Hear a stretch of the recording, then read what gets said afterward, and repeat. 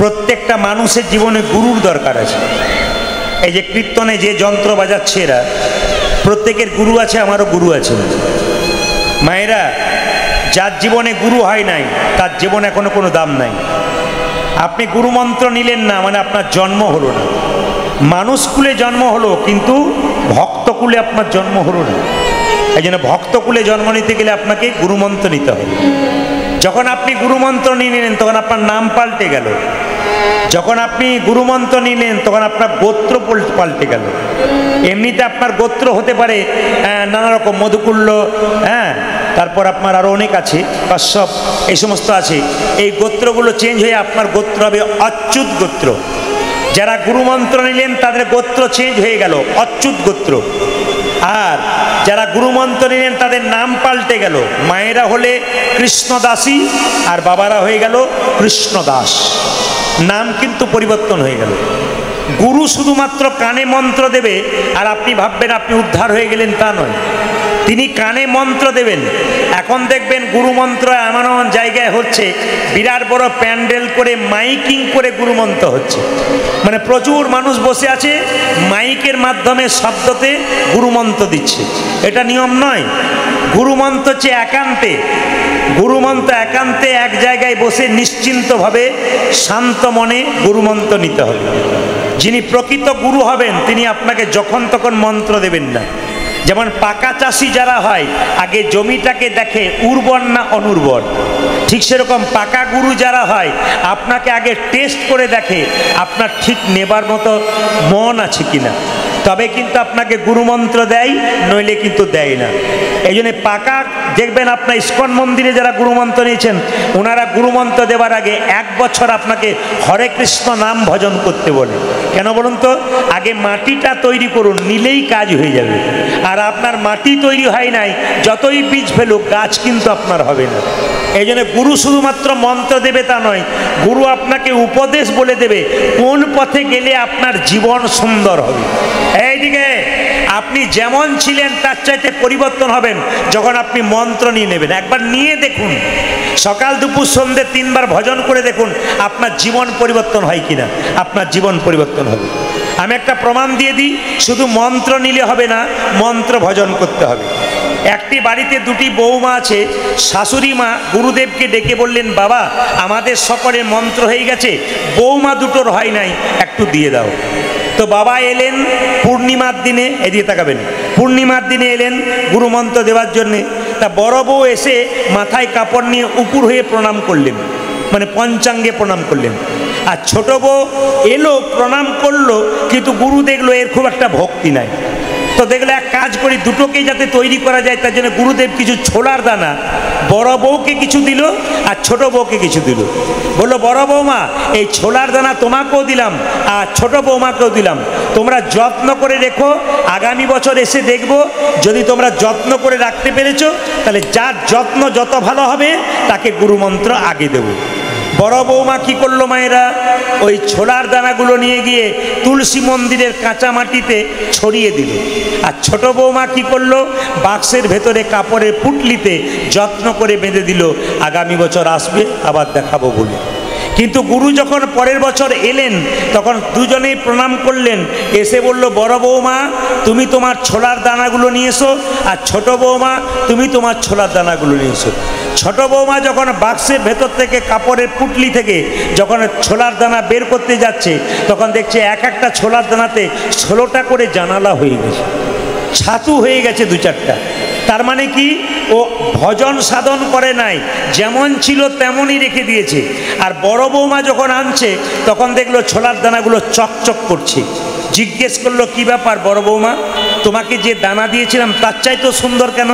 বড় বৌমা বলল, বাবা আপনি যেদিন আমাকে ছোলার দানা দিয়েছিলেন আমি তুলসী তলার কাঁচা মাটিতে ছড়িয়ে দিয়েছিলাম, তার থেকে অঙ্কুর হয়েছে, চারা গাছ হয়েছে, গাছ হয়েছে, ফল ধরেছে, বাড়ির বাচ্চারা খেয়েছে, তারপর আমি যত্ন করে প্রত্যেক দিন নাড়াচাড়া করতাম, এগুলো সব ঠিক আছে তো? এই জন্যে বললো, বড় বৌমা গুরুমন্ত্র নেবার একমাত্র পথিক তুমি, ছোট বৌমা এখনো তৈরি হয় না। এই জন্যে মন্ত্র নিলে হবে না, সাধিতে সাধিতে যবে প্রেমাঙ্কুর হবে, সাধু সাধন তত্ত্ব জানিবাসে তবে। ওই জন্য আপনাদের কাছে নিবেদন রইল, শুধু গুরুমন্ত্র নিলে হবে না, আপনাকে দিনের মাথায় 3 বার ভজন করতে হবে। আপনি যেমন 3 বার খান, একবার ভগবানকে 3 বার ভজন করবেন, এ কিন্তু মাথায় রাখতে হবে।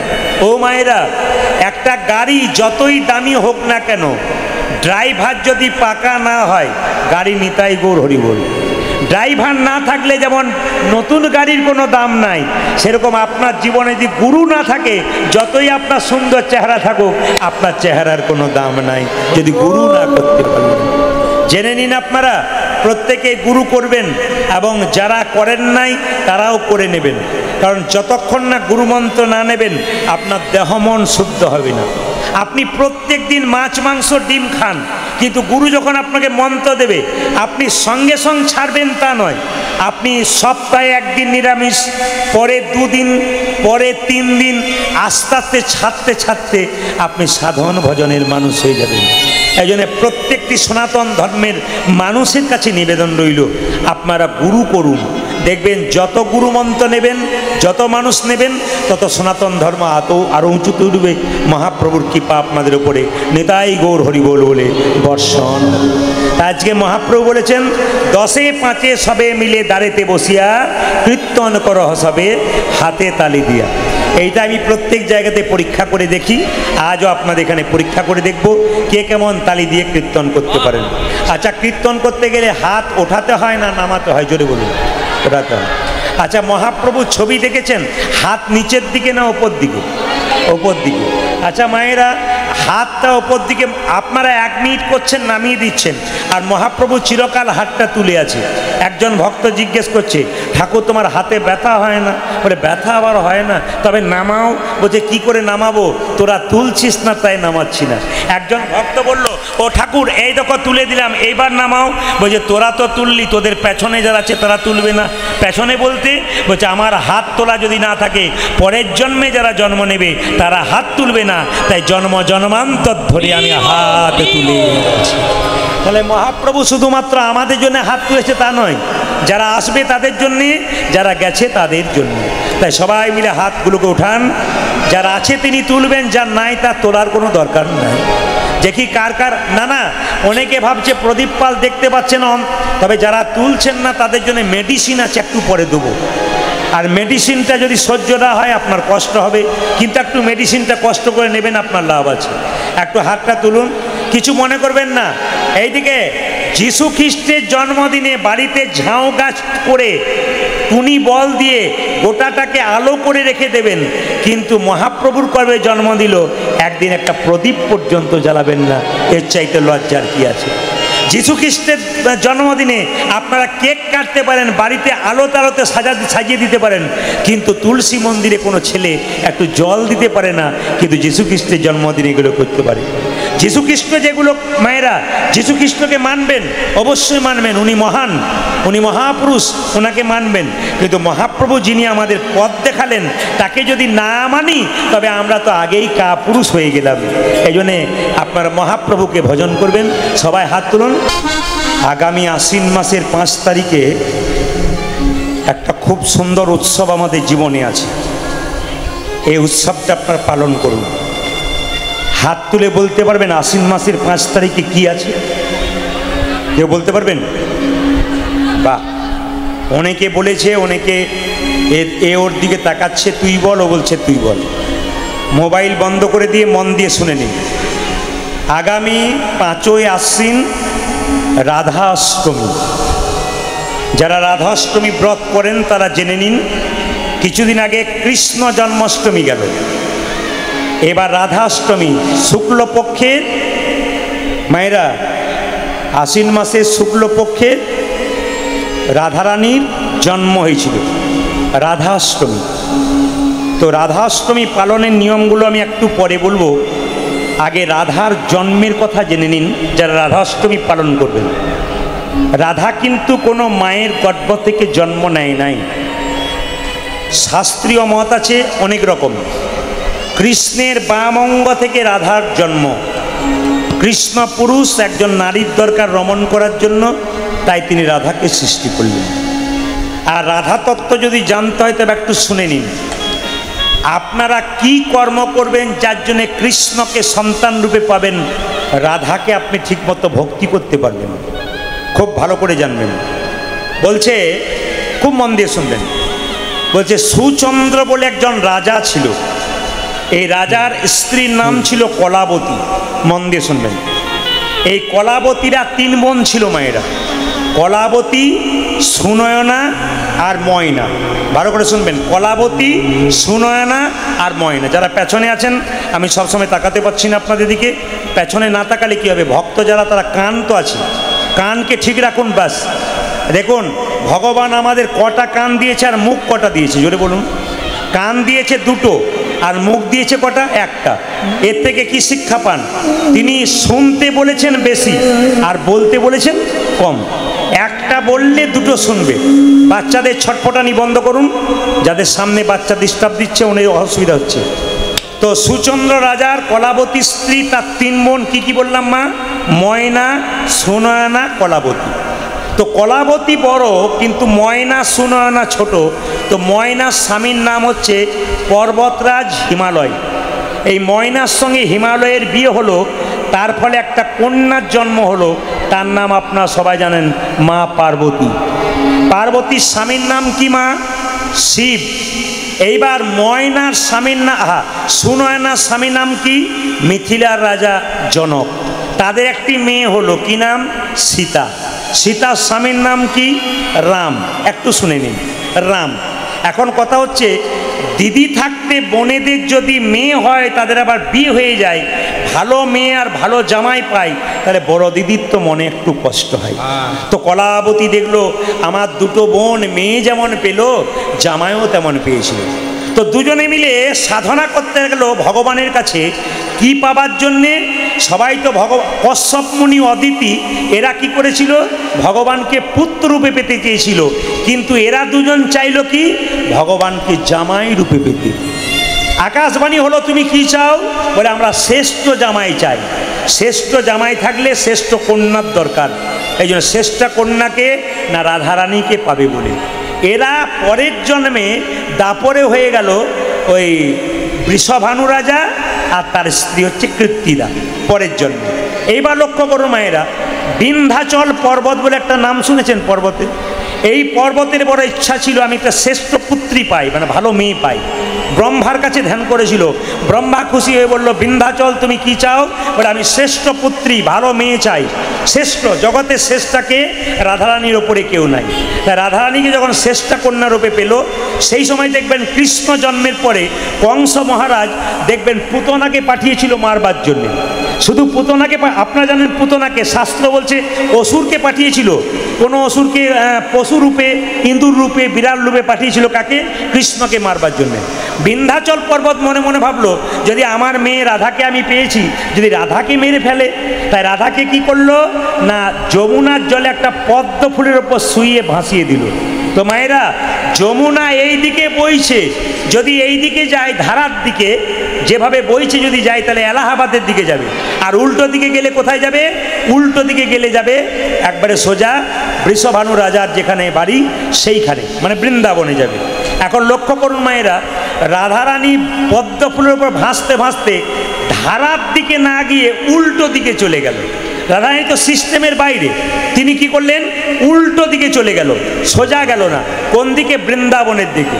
এখন বৃষভানু রাজা ভোরবেলায় ব্রহ্ম মুহূর্তে ঠিক স্নান করতে এসেছিল, হঠাৎ দেখলাম পদ্ম ফুলের মধ্যে সুন্দরী একটা বাচ্চা।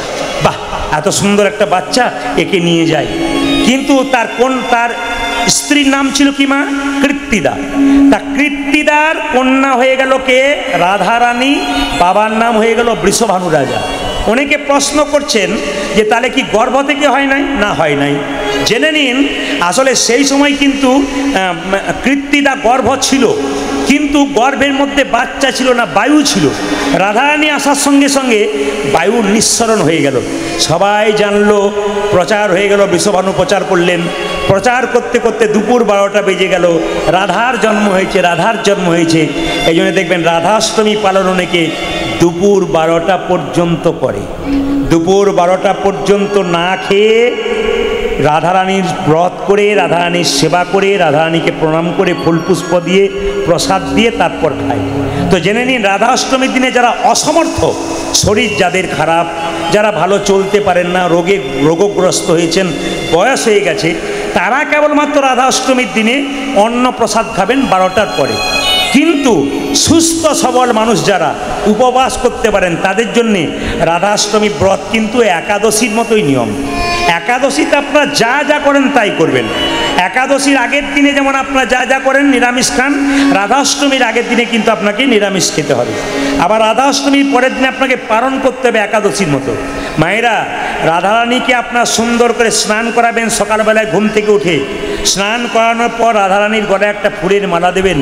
রাধারানী কি শাড়ি পরতে পছন্দ করত? নীল না লাল না হলুদ? জোরে বলুন, কি শাড়ি? রাধারানী কি শাড়ি পরতে পছন্দ করত? নীল শাড়ি। কেন বলুন তো? নীলকে মনে রাখবার জন্যে, কৃষ্ণকে মনে রাখবার জন্যে নীল শাড়ি পরত। রাধাকে একটু নীল শাড়ি পরালেন, তার পাশে কৃষ্ণকে বসালেন, একটু পরমান্ন তৈরি করলেন, একটা ঘিয়ের প্রদীপ জ্বালিয়ে দিলেন এবং রাধা নাম করতে লাগলেন।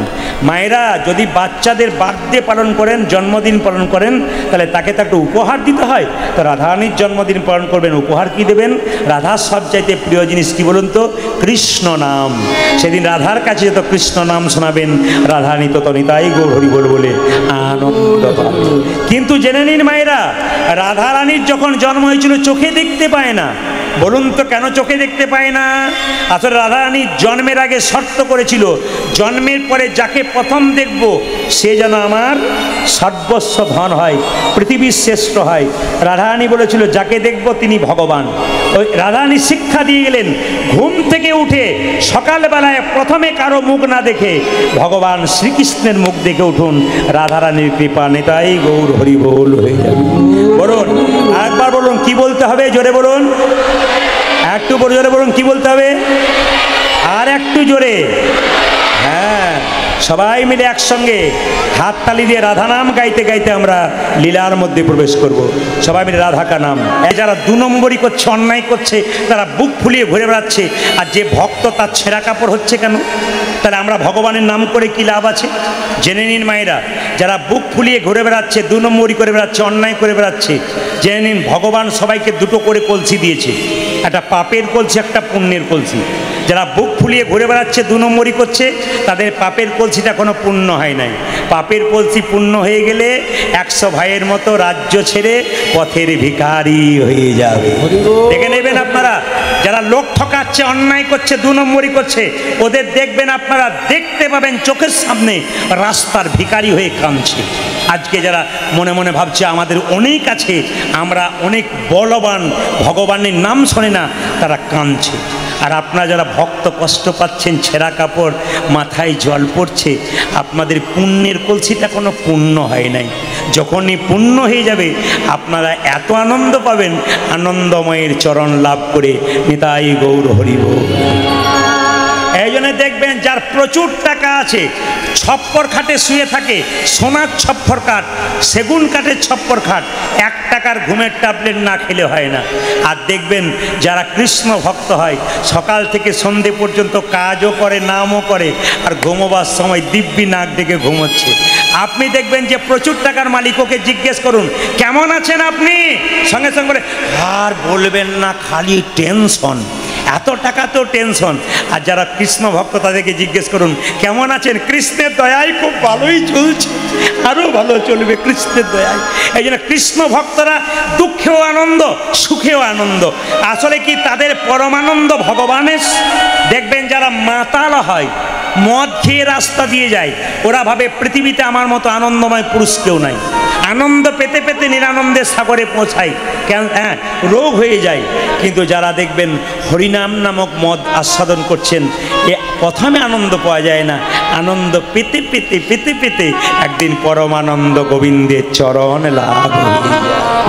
মহাপ্রভু বলল, শ্রীবাস 2 ভাই আমাকে দেখতে এসছে, বলে দাও যে ছোট ভাই সে সারা জীবন আমার সঙ্গে থাকবে, আমার সঙ্গে কীর্তন করবে, আর বড় ভাইকে বলে দাও সে আমার 100 জন্ম কৃপা পাবে না। এটা কীরকম কথা হলো? আপনাদের হরিবাসে দু ভাই বসে আছে, বড় ভাই যদি কৃপা না পায়, ছোট ভাই পায়, তাহলে তা একজনের দুঃখ হবে না? শ্রীবাস এসে বলল, তোমাদের মধ্যে ছোট ভাইকে আমি, কি নাম? আমার নাম হলো নরহরি সরকার। তোমার জন্য প্রভু বলেছে তুমি সারা জীবন প্রভুর সঙ্গে থাকবে। বড় ভাই বলছে, আমার জন্য কি বলেছে? আমি তো টেনে টেনে নিয়ে এলাম, আমার জন্য কি বলেছে? তোমার জন্য বলেছে তুমি 100 জন্ম কৃপা পাবে না, সঙ্গ পাবে না। সঙ্গে সঙ্গে বড় ভাই মুকুন্দ সরকার নাচতে শুরু করেছে, জয় গৌরে জয় গৌরে। ওই যে বললাম, সুখেও আনন্দ, দুঃখে আনন্দ। 100 বছর কৃপা করবে না, 100 জন্ম কৃপা করবে না, বারবার বলছে 100 জন্ম কৃপা হবে না, আর জয় গৌর বলে। শ্রীবাস বলছে, তোমার কি মাথা খারাপ হয়ে গেল? তোমাকে প্রভু বললো 100 জন্ম কৃপা করবে না, আর তুমি নাচতে শুরু করেছো। আমাকে বললে আমি তো 20কে আত্মহত্যা করতাম। একথা শুনে মুকুন্দ বলছে, শোনো শোনো শ্রীবাস, প্রভু যদি বলতো কোনো জন্মে সঙ্গ পাবো না, তাহলে না হয় আমি 20 খেয়ে আত্মহত্যা করতাম। প্রভু বলেছে 100 জন্ম সঙ্গ পাবো না, 100 জন্ম সঙ্গ পাবো না, 100 জন্ম না হয় গৌর গৌর বলে কেঁদে বেড়াবো, আমি কেঁদে বেড়াবো। যখনই 100 জন্ম পেরিয়ে যাবে, 101 জন্মে প্রভুর সঙ্গ পাবো। প্রভু সঙ্গ পাবো, এক জন্মে প্রভুর সঙ্গ পাবো, এক জন্মে প্রভুর সঙ্গ পাবো। আমি 100 জন্ম কেঁদে বেড়াবো, এক জন্মে প্রভুর সঙ্গ পাবো। আমি 100 জনমে কেঁদে বেড়াবো, 101 জন্মে প্রভুর নিতাই হরিবোল, 100 জন্ম কেঁদে বেড়াবো, 101 জন্মে প্রভুর সঙ্গ পাবো, 100 জনম কেঁদে বেড়াবো, 101 জন্মে প্রভুর সঙ্গ পাবো। 101 জন্মে প্রভুর সঙ্গ পাবো। কীর্তন শুনতে শুনতে কি শিখলেন? ধৈর্য যার ভগবান তার, ধৈর্য যার নাই ভগবান তার নাই। 100 ভাইয়ের দাদা দুর্যোধন চঞ্চল ছিলেন, উনি ভগবান হারালেন। আর 5 ভাইয়ের দাদা যুধিষ্ঠির স্থির ব্যক্তি ছিলেন, উনি ভগবান পেলেন। এই জন্য যারা কীর্তন শুনতে বসেছেন, যাদের মন দেখবেন খুব স্থির, ওরা ভগবানের চরণ পাবে। আর যাদের মন খুব চঞ্চল, ওঠার বসা, দেখবেন এদের গোবিন্দ কৃপা কোনোদিনও হবে না। 100 জন্ম কেঁদে কেঁদে বেড়াবো বলছে, 101 জন্মে কৃপা করবো। 3 ঘন্টার কীর্তন শুনতে এসে আমাদের হাঁটু ব্যথা হয়, কোমর ব্যথা হয়, আর উনি 100 জন্ম কৃপা পাবার জন্য অপেক্ষা করে আছেন। শিখতে হবে আপনাদের ধৈর্য যার। দেখবেন যে লোক খুব চঞ্চল, খুব ছটফটে, ওর আয়ুও দেখবেন কম, ও বেশি দিন বাঁচে না। দেখবেন যে ব্যক্তি খুব স্থির, খুব দৃঢ় প্রতিজ্ঞ, তার কাজগুলো সংসারে ভালো হয়। যে মেয়ে সংসারে খুব চঞ্চল, ও দেখবেন তরকারিতে 2 বার নুন দেয়, ঘরের লোকের কাছে গাল খায়। আর দেখবেন যে মেয়ে খুব শান্ত শিষ্ট ভক্ত মানুষ, ওরা ধীরভাবে কাজ করে, সংসারের উন্নতি আনে। এই জন্য মায়েরা, সংসারে প্রথম হলেন আপনার লক্ষ্মীর ঝাঁপি। আপনার যত শান্ত হবেন, সংসার তত আপনাদের ভালো হবে। আমি একটা কথা বলে রাখি, কিছু মনে করবেন না। মেয়েদের একটা স্বভাব আছে, আপনাদের এখানে নাই, অন্য জায়গায় আছে। স্বামীর সঙ্গে ঝগড়া করবার সময় কয়েকটা কথা বলে, মিলিয়ে দেখুন তো আপনাদের মেলে কিনা। কি বলে বলুন তো? তোমার সঙ্গে বিয়ে না হয়ে যদি অন্য কারোর সঙ্গে হতো তাহলে আমার সুখ। আপনাদের এখানে বলে না বোধহয়, নাকি? বলে, আচ্ছা আচ্ছা। এইদিকে তাকান, এইদিকে তাকান। আবার অনেকে কি বলে জানেন? 2টো ছেলে মেয়ে হলো বলে, নাহলে কোন দিন তোমার সংসার ছেড়ে আমি চলে যেতাম। আমি ঠিক বলছি না ভুল বলছি? একবার যারা শাশুড়ি হয়েছে তারা বলছে ঠিকই বলছেন, এখন তো সব বলছেন। এই যে দেখেন, অনেকে যারা মনে মনে ভাবছেন ডিভোর্স করব, তাদের বলি, নদীর ওপার কহে ছাড়িয়া নিঃশ্বাস, ওপারেতে সর্বসুখ। হ্যাঁ, নদীর এপার কহে ছাড়িয়া নিঃশ্বাস, ওপারেতে সর্বসুখ আমার বিশ্বাস। আপনি ভাবছেন এর কাছে সুখ নাই, ওর কাছে সুখ আছে, আপনি কোনো জায়গায় সুখ পাবেন না যদি আপনার ভক্তি না। এই জন্য বলে রাখি মায়েরা, এই যে স্বামীকে পেয়েছেন, এ স্ত্রী পেয়েছে, এরা কিন্তু কৃপা করে, এটা আপনাদের যোগ, এ কারো সঙ্গে নয়, ওনার সঙ্গে আপনার যোগ ছিল, প্রজাপতির নির্বন্ধ ছিল, অন্য কারোর সঙ্গে হবে না, আপনার সঙ্গে হবে। সমাজে কত ঘটনা ঘটছে, কতজনের সঙ্গে বিয়ে ঠিক হচ্ছে, কিন্তু কোথায় বিয়ে হয়ে যাচ্ছে? যার সঙ্গে হবার কথা। সংসার সুখের হয় পুরুষের গুণে। হ্যাঁ হ্যাঁ, দাদা ভাইয়েরা মনে মনে ভাবছেন প্রদীপবাবু এতদিন আমাদের হয়ে বললেন, কিন্তু মায়েরা যেভাবে বলছে, একজন তো ওখানে দাঁড়িয়ে বলছে না, রমণীর গুণে সংসার সুখের হয়, রমণীর গুণে। আচ্ছা মায়েরা বলুন তো, যে মেয়েটি সকাল থেকে সন্ধে পর্যন্ত স্বামীর সঙ্গে ঝগড়া করে, ওর গুণে হয়? না না, এক হাতে তালি বাজে না। সংসার সুখের হয় রমণীর গুণে। গুণবান স্বামী যদি থাকে তার স্বামী, একজনকে ভালো হলে 2-4 জন মা হাততালি দিচ্ছে, ভাবছে আমাদের লোকটাকে বোঝাবেন ভালো করে, বুঝতেই চায় না। না বুঝবে, বুঝবে। আপনারা মহামায়া, আপনাদের ছাড়া বুঝবে কি করে? একজন স্ত্রী যদি ভক্তিমতী হয়, স্বামীকে লাইনে আনবে, আর স্ত্রী যদি অভক্তি হয়ে যায়, অভক্ত হয়, স্বামী তাকে লাইনে আনতে পারবে না। দেখে নেবেন আপনারা, নারী যদি নারীর মতো হয়, পুরুষ ওপরে ওঠে। নারী ছিল চিন্তামণি, বিল্লমঙ্গলকে কৃষ্ণচরণ পাই দিয়েছিল। নারী ছিল পদ্মাবতী, জয়দেবকে গোবিন্দচরণ পাই দিয়েছিল। নারী ছিল রামী, রজকিনীর মেয়ে হয়ে চণ্ডীদাসকে পদকর্তা। আপনি যদি ভালো থাকেন, আপনার স্বামী অনেক ওপরে উঠবে। নারী যদি আনারী হয়, পুরুষ নিচে যাবে, আর নারী যদি নারীর মতো হয়, পুরুষ ওপরে উঠবে। এই জন্য আপনাদের দরকার আছে কি? কিছু ভালো করবার জন্য। সবাই লক্ষ্য করুন মায়েরা, মুকুন্দ সরকার যখন অভিশাপ পেল না, আশীর্বাদ পেল যে কি 100 জন্ম কৃপা পাবে না। মহাপ্রভু সব সহ্য করতে পারে, চোখের জল সহ্য করতে পারে না। সেদিকে তাকাবেন আপনারা, মহাপ্রভু সব সইতে পারে, চোখের জল সইতে পারে না। সঙ্গে সঙ্গে মুকুন্দ বলছে, মুকুন্দ তুমি কাঁদছো প্রভু, আমার ভাইকে তুমি কৃপা করলে, আমাকে করলে না। মহাপ্রভু বললেন, শোনো মুকুন্দ, তোমরা 2 ভাই মিলে যে কীর্তন করতে চলে আসো, বাড়ির সব না খেয়ে মরবে, আর কেউ হরিনাম নেবে না। তোমার ভাইকে আমার সঙ্গে রাখলাম, তুমি শ্রীখণ্ডে ফিরে যাও, একটা গোপীনাথের মন্দির তৈরি করো, আর জীবের দ্বারে হরিনাম দাও। আমি তোমাকে বলছি, তুমি যে চিকিৎসা করো, তোমার মাথায় হাত দিয়ে আশীর্বাদ করলাম, আজ থেকে বাড়িতে গিয়ে তুমি যাকেই চিকিৎসা করবে, তারই রোগ ভালো হয়ে যাবে। মায়েরা, এই মহাপ্রভুর আশীর্বাদ যার উপরে আছে না, তার জীবন সুন্দর হবে। মুকুন্দ সরকার মহাপ্রভুকে প্রণাম করলেন, আর মহাপ্রভু মুকুন্দকে বলে, মুকুন্দ আর দেরি করো না, ফিরে যাও, ফিরে যাও, শ্রীখণ্ডে ফিরে যাও, ফিরে যাও, ফিরে যাও, শ্রীখণ্ডে ফিরে যাও, ফিরে যাও, ফিরে যাও, শ্রীখণ্ডে ফিরে যাও, আজ ফিরে যাও, ফিরে যাও, শ্রীখণ্ডে ফিরে যাও, ফিরে যাও, যাও, যাও, ফিরে যাও, ফিরে যাও।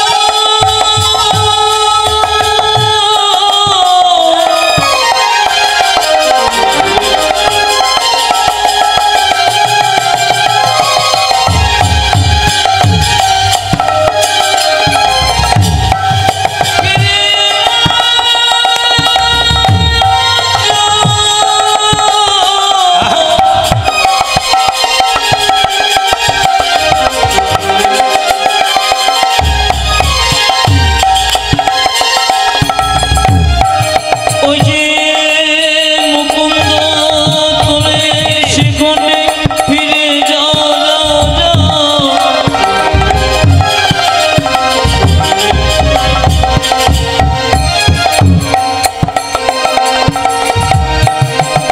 মুকুন্দ তুমি ফিরে যাও,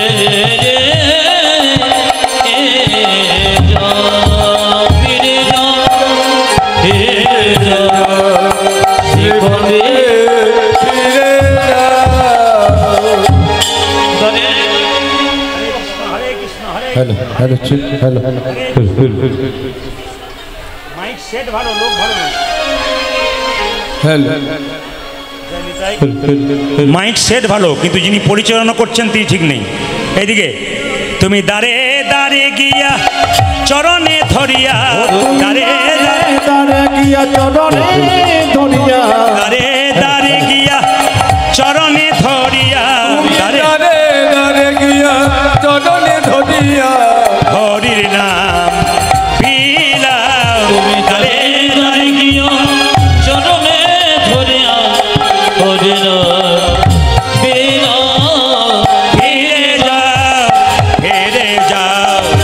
শিখণ্ডে ফিরে যাও, উলধ্বনি আজ ফিরে যাও, ফিরে যাও, শিখণ্ডে ফিরে যাও। মহাপ্রভুর আজ্ঞা পাইয়া মুকুন্দ চলিলা, মুকুন্দ চলিলা।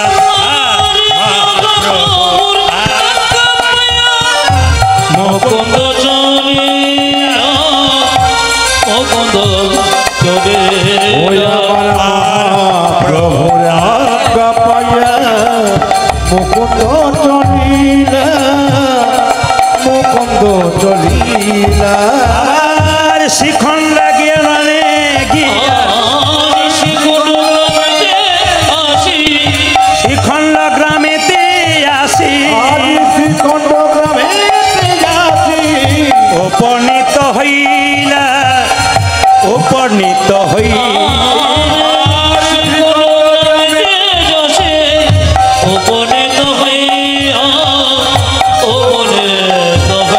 বল বল হরি বল, বল বল হরি বল, বল বল হরি বল, বল বল হরি।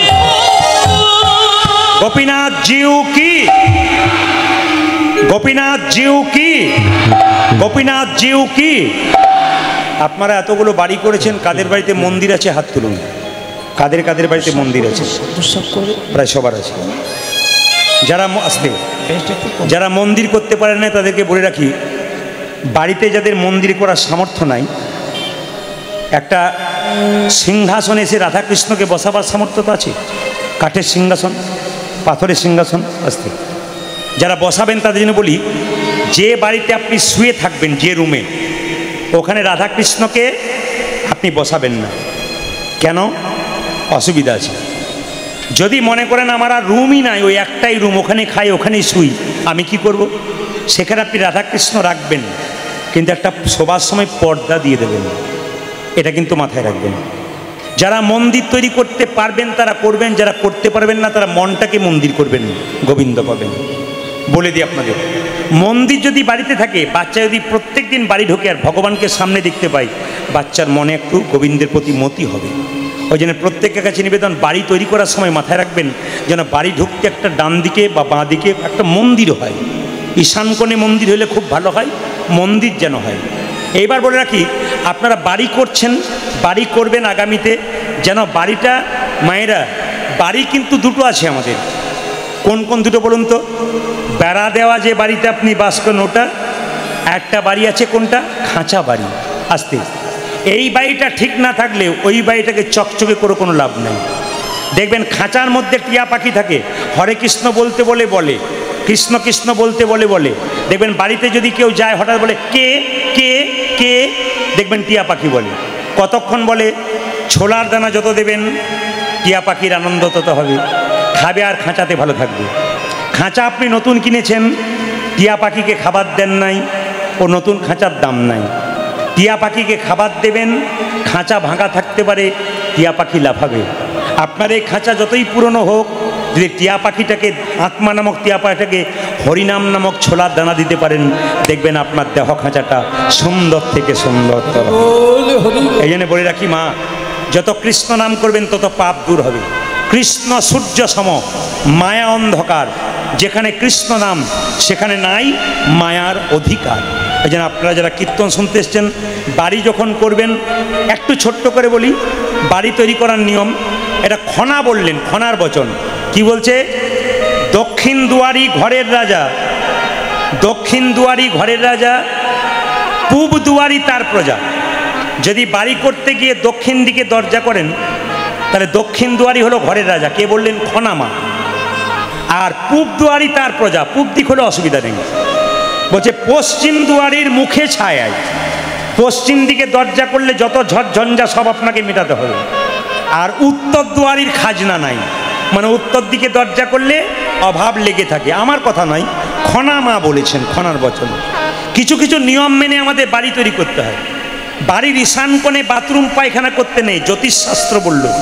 যখন বাড়ি তৈরি করবেন খুব মাথায় রাখবেন, কোনো জ্যোতিষকে দিয়ে জায়গাটাকে দেখিয়ে তারপর বাড়িটা তৈরি করবেন, বাড়ি সুন্দর হয়। শাস্ত্র নিয়ম করে দেয়, জ্যোতিষশাস্ত্র নিয়ম বলে দেয়, ভালো জ্যোতিষকে ডেকে আপনি দেখাবেন। ঈশান কোণে ঠাকুর ঘর হবে, অগ্নি কোণে রান্নাঘর হবে, আর ঈশান কোণে আপনার বাথরুম ঘর হবে না। ঈশান কোণে যদি বাথরুম ঘর পায়খানা ঘর হয় তবে 1 থেকে 2 বছরের মধ্যে তাদের বাড়িতে একজন আত্মহত্যা করে মারা যায় কিংবা অশান্তি লেগেই থাকে। এই জন্য আপনাদের কাছে নিবেদন রইল, শাস্ত্র মেনে বাড়ি করতে হবে, আপনার জীবন সুন্দর হবে। মুকুন্দ সরকার ছোট্ট একটা কুটির তৈরি করলেন, কিন্তু শাস্ত্র মেনে করলেন। ছোট্ট গোপীনাথের মন্দির তৈরি করলেন। মায়েরা, চিকিৎসা এত নাম হয়ে গেল, যাকেই স্পর্শ করছে ওষুধ দিচ্ছে তারই রোগ ভালো হয়ে যাচ্ছে। কেন? মহাপ্রভুর আশীর্বাদ আছে। আজকে যারা কীর্তন শুনতে এসছেন, যে যা ব্যবসা করেন, যদি ভক্তি ভরে শোনেন, আপনার ব্যবসা দিনের পর দিন বাড়বে। কেন? মহাপ্রভুর আশীর্বাদ আপনার মাথায় পড়বে। কিছু করবেন না, আপনি কিছু পাবেন, তা বললে তো আপনাকে হবে না। এই জন্য জেনে রাখুন, মুকুন্দ সরকার একটা গোপীনাথের মন্দির তৈরি করলো। মালদা থেকে, গৌড় থেকে একজন মুসলমান নবাব, তার নাম হুসেন ফকির, তার পেটে যন্ত্রণা ভালো হয় না। একজন বলল, মহারাজ আপনার পেটে যন্ত্রণা ভালো হবে, একটা উপায় করলি। বলে কিনি? মুকুন্দ সরকারের কাছে গেলে। বলে মুকুন্দ সরকার গরিবের চিকিৎসা করে, বড় লোকের করে না। বলে তাহলে আমি নবাব হয়ে যেতে পারবো না? বলে না, তুমি যদি ফকির সেজে যেতে পারো তোমার চিকিৎসা হতে পারে। এত বড় বাংলার নবাব হুসেন ফকির সেজে মুকুন্দ সরকারের কাছে চিকিৎসা করাতে আসছে। লক্ষ্য করুন মায়েরা, বড় লোকের চিকিৎসা করে না, গরিবের চিকিৎসা করে। ছেঁড়া জামা কাপড় পরে যখন নবাব এসেছে ফকির সেজে, তখন দেখতে পেল প্রচুর লোক লাইন দিয়ে দাঁড়িয়ে আছে, সুন্দর একটা মন্দির, আর রোগীগুলো দাঁড়িয়ে আছে চিকিৎসা করবার জন্য। মুকুন্দ সরকার ঘুম থেকে উঠে ভগবানের ভজন করছে। এর থেকে কি শিখলেন? যে যা কাজ করুন, যে যা ব্যবসা করুন, সকালবেলায় ঘুম থেকে উঠে ভগবানকে পুজো করুন, কিংবা স্নান করে ভগবানের পুজো করে আশীর্বাদ নিন, তারপর কাজ শুরু করুন, আপনার জীবন সুন্দর হবে। আমি অ্যাপেলো চেন্নাই গিয়েছিলাম, বড় বড় ডাক্তারদের টেবিলে দেখবেন কৃষ্ণের ছবি আছে, যীশু খ্রিস্টের ছবি আছে। যে যে ধর্মের ডাক্তার, সেই ধর্মের ভগবান তাদের টেবিলে নামানো আছে। লজ্জা লাগা উচিত আমাদের, আমরা যারা একটু শিক্ষিত হয়ে হরিনাম শুনি না, লজ্জা লাগা উচিত আমাদের। একটু MA পাস করার পর আমরা হাত তুলতে লজ্জা করি। অ্যাপেলো চেন্নাই চলে যাবেন, দেখে নেবেন টেবিলগুলোর দিকে তাকাবেন, ডাক্তারবাবুদের লন্ডন ফেরত, আমেরিকা ফেরত এত বড় বড় ডাক্তারগুলো টেবিলে কৃষ্ণের ছবি রেখেছে, বাতাসা দিয়েছে, তুলসী পত্র দিয়েছে। চমকে যাবেন ওরা কি করলো, আর আপনি সামান্য MA পাস করে একটু চাকরি করে ভাবলেন আপনি রাজা হয়ে গেছেন, হাত তুলতে আপনার লজ্জা হয়ে গেল। স্যার আইজ্যাক নিউটন এত বড় বিজ্ঞানী, তিনি ভগবানকে বিশ্বাস করতেন। অবাক হয়ে যাবেন, আইনস্টাইন বিখ্যাত বিজ্ঞানী, চিরকাল নিরামিষ খেতেন, ভগবানের ভজনা করতেন। বড় বড় বিজ্ঞানীরা করলো, বড় বড় দেখবেন খুব বড় বড় মানুষ যারা হয়েছে তারা ঈশ্বরকে ভজন করে, ঈশ্বরকে বিশ্বাস করে। আর খুব দেখবেন গরিব যারা সাধারণ মানুষ, তারা দেখবেন ভগবানকে বিশ্বাস করে। আর মাঝামাঝি যারা আছে, কোন দিকে যাব, এই দিকে না ওই দিক, এই ভাবতে ভাবতেই নিতাই এই মাঝামাঝি দলের পার্টি যদি আপনি হন, আপনার কোনো দিকেই ঠাঁই হবে না, দু নৌকাই পা হয়ে যাবে। মুকুন্দ সরকার কি করছে মায়েরা? গোপীনাথের ভজন করছে, আর নবাব ফকির সেজে চুপচাপ দাঁড়িয়ে দাঁড়িয়ে দেখছে। আমার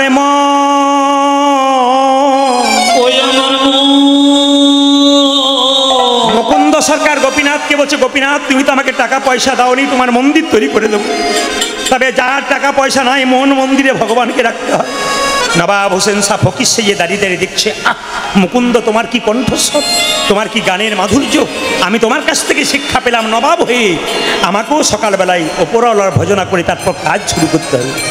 আমার মন মন্দিরে মদন মোহন তারা বেগো আসি ডাকিয়া উলধ্বনি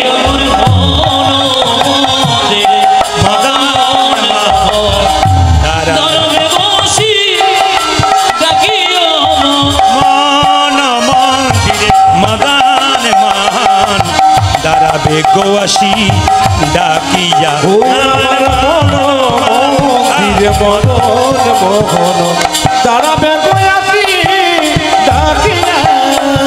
কান্দিয়া কান্দিয়া তব নাম লইয়া আমি কান্দিয়া কান্দিয়া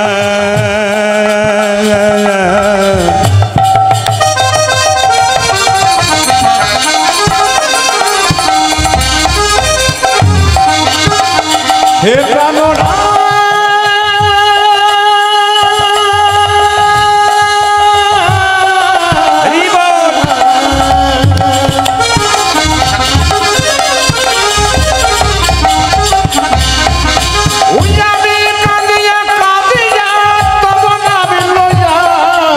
জলে বুক ভাসাইয়া আমি কাঁদিয়া কাঁদিয়া তব নাম লইয়া জলে বুক আমার মন মন্দিরে মগান মহান দাঁড়াবে গোয়াসি ডাকিয়া আমার মন মন্দিরে মগান মহান দাঁড়াবে গোয়াসি ডাকিয়া। আপনাকে ডাকলাম এই যে ওই যে চশমা পরে মাঝে চশমা পরে চশমা পরে আপনাকে বলছি এদিকে শোনেন চশমা পরে চশমা মাঝে চশমা পরে না না ওইখানে নয়, মুকুন্দ সরকার ডাকছে নবাবকে, ওখানে নয়। এক দাদা তো ব্যস্ত হয়ে পড়েছে, তাহলে কোন জন চশমা পরে আছি, মাইকম্যানও তাকাচ্ছে, দাদা তাহলে কি আমাকে বলছে? না, আমার দিকে তো হাত বাড়ায়নি। এই দিয়ে তাকান, এখন লক্ষ্য করুন যে চশমা পরে কে আছে, নবাব হোসেন স্যার। এই যে এই যে এই যে এই যে এই যে এই যে তোমাদের মধ্যে সবচাইতে গরিব কে? নবাব যা মোটর সাইকেলের শব্দ, এমন মোটর সাইকেল উঠলো বাবা, গরম করে দিয়ে, যেমন ডিজের বাজনা সেরকম মোটর সাইকেলের শব্দ, বাজার গরম করে দিয়ে চলে গেল এতগুলো মানুষকে। না না, ওনার তো দোষ নাই, মোটর সাইকেলের দোষ। কি করবেন? যেটা বলুন, রাধা রানী কি, শ্যাম সুন্দর কি, মদন মোহন কি, হরিবাসর কি, সাধুগুরু বৈষ্ণব কি, বা নিতাই চাঁদ কি। বেশ, এই দিয়ে তাকাবেন মায়েরা, সবাই লক্ষ্য করবেন। মুকুন্দ সরকার, আমি যেখানে ছিল, একটু গাড়িটা পার করবার ব্যবস্থা করে দিন। মুকুন্দ সরকার কি করেছিল কোন মায়েরা? এই যে এই যে এই যে তোমাদের মধ্যে গরিবকে নবাব হোসেন সাহেব এসে বলছে, এই যে বাবা, আমি কি নাম তোমার? আমার নাম হোসেন ফকির। হিন্দু মুসলমানের কোনো ব্যাপার নাই, তুমি এক কাজ করো তো, জামাটা খুলে ফেলো তো। বাংলার নবাব মনে মনে ভাবছে, জামা আমি খুলবো, পেটের রোগ যদি ভালো না হয় তাহলে বুঝবে আমি কে এসেছি। এত ভাবছো কি, জামাটা খুলে ফেলো। যেই না জামাটা খুলে দিয়েছে, অমনি মুকুন্দ সরকার বললো, এক কাজ করো, এবার মাটির বারান্দাতে গড়াগড়ি দাও। নবাব মনে মনে ভাবছে, কালের কাল বর্ষাকাল, হরিণে চাটে বাঘের গাল, নেয়াত বেকায়দায় পড়েছি বলে পেটের রোগ যদি ভালো না হয় তাহলে বুঝবে আমি কে এসেছি। আরে বাবা কি ভাবছো? যেই না জামাটা খুলে গড়াগড়ি দিয়েছে, অমনি চমকে উঠে নবাব বলে উঠলো, কবিরাজ তোমার এখানে ওষুধ দেওয়া থাকে নাকি? বলে কেন? যেই না আমি গড়াগড়ি দিলাম, অর্ধেকটা পেটের রোগ ভালো হয়ে গেল। মুকুন্দ সরকার বলল, আসলে সবাইকে দিতে দিতে এক আধটু পড়ে গেছে, আপনার কাজে লেগে গেছে। তত্ত্ব কিন্তু তা বলছে না। ভক্তপদ ধুলিয়ার ভক্তপদ জল, ভক্ত ভক্ত শেষ হয় তিন মহা।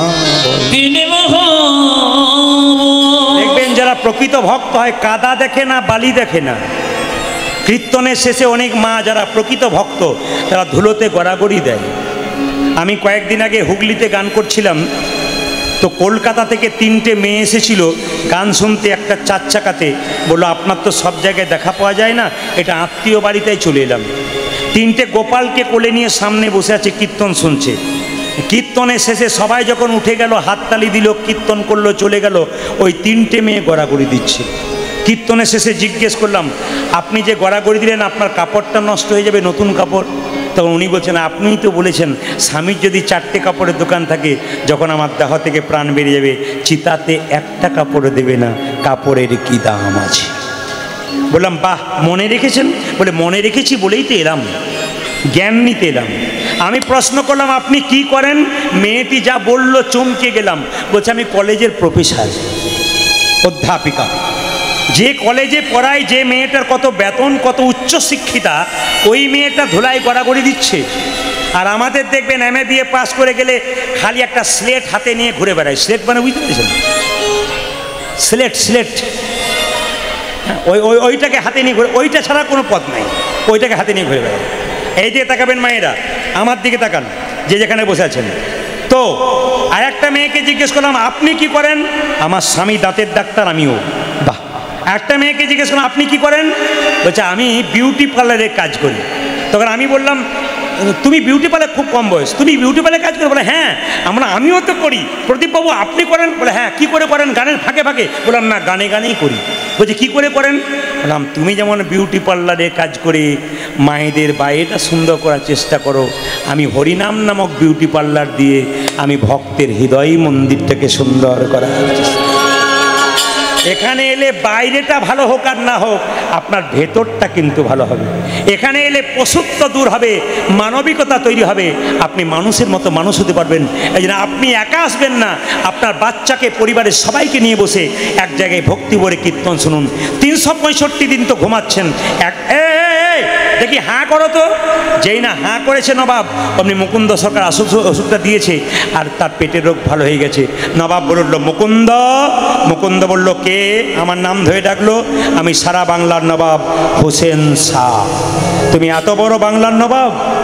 নবাব তুমি? বলে হ্যাঁ, আমি তোমাকে পরীক্ষা করতে, ওখানে দিয়ে দিন, আমি তোমাকে পরীক্ষা করতে এসেছিলাম তুমি কত বড় কবিরাজ। সত্যি তুমি বড় কবিরাজ।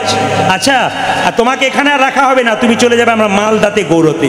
মায়েরা স্ত্রীকে ছেড়ে দিয়ে রাত্রিবেলায় যখন মালদায় যাবে গৌড়ে, রাত্রিবেলায় মহাপ্রভু মন্দিরে কেঁদে কেঁদে বলল, প্রভু বলে দা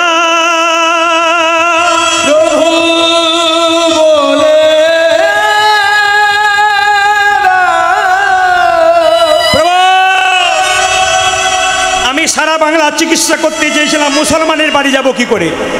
ভগবান বললেন মুকুন্দ, ঈশ্বর যা করে তা, জোরে বলুন, জোরে বলুন, ঈশ্বর যা করে তা। এখন যদি জল নেমে যায়, ঈশ্বর যা করে তা। এখন বলছেন মুখে, নেমে গেলে দেখবেন কি অবস্থা হয়। আবার বলুন তো মায়েরা, এ কথা বললেন, আপনার ছেলে পরীক্ষায় ফেল করেছে, যদি তার কাছে গিয়ে বলে ঈশ্বর যা করে তা মঙ্গলই করেছে, আপনি কি বলেন? বাজে বকবেন না তো, চুপ হয়ে যান। তার মানে কি? ঈশ্বর যা করে তা সত্যি মঙ্গল করে। মুকুন্দ সরকার চলে গেল কার সঙ্গে? নবাবের সঙ্গে। নবাব বলল মুকুন্দ তুমি এখানে থাকবে। মুকুন্দ বলে আমি থাকবো, কিন্তু 3টে শর্ত আছে। একটা গোপীনাথের মন্দির তৈরি করতে হবে, আমি যেন গোপীনাথের ভজনা করতে পারি আর গরিবের চিকিৎসা করতে পারি। বাহ, তুমি তাই করো, আমি তোমাকে অনুমতি দিলাম। নবাব ছিলেন সৎ মুসলমান, মুসলমানের সৎ, মান মানে ইমান, সৎ ইমানদার মানুষ ছিলেন। তিনি বললেন তুমি গোপীনাথের ভজন করো। একদিন মুকুন্দ সরকার গোপীনাথের ভজন করছে, আর নবাব দাঁড়িয়ে দাঁড়িয়ে দেখছে তাকে দুটো মেয়ে তালপাতার পাখা দিয়ে হাওয়া করছে, তার মধ্যে ময়ূরের পালক আছে।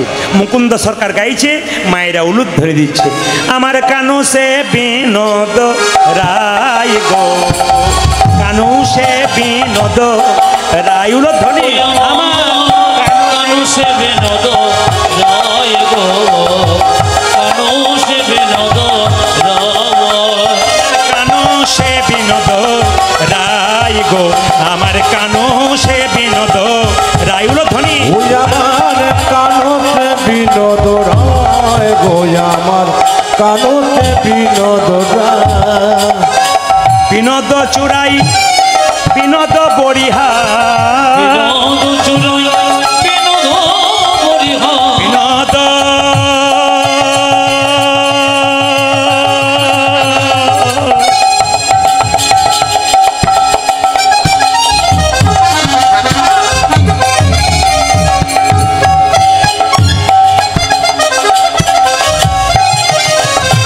বিনোদ চুরাই, বিনোদ বরিহার, বরিহা বরিহা বিনোদ উড়িছে তাই গো, বিনোদ উড়িছে তাই, উলুদ ধ্বনি, ওই আমার কানতে বিনোদ রায় গো, আমার কানতে বিনোদ রায়। আমার কানতে বিনোদ রায় গো, কানতে বিনোদ রায়।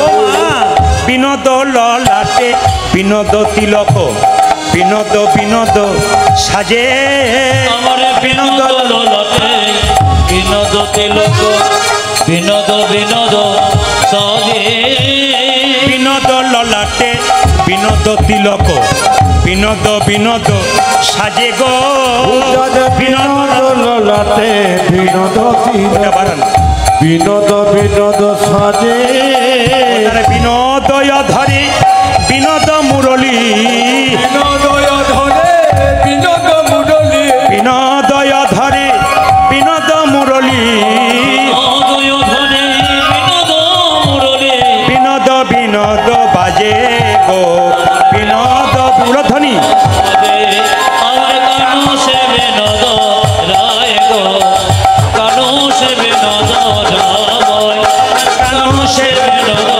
রায় গো, আমার কানু। সে বিনোদ রায়।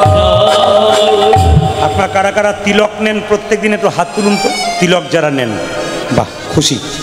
যারা তুলতে পারলেন না, লজ্জার কোনো ব্যাপার নাই, তিলক আপনার নেবেন, বিশেষ বিশেষ দিনে নেবেন, যদি সব দিন না নিতে পারেন।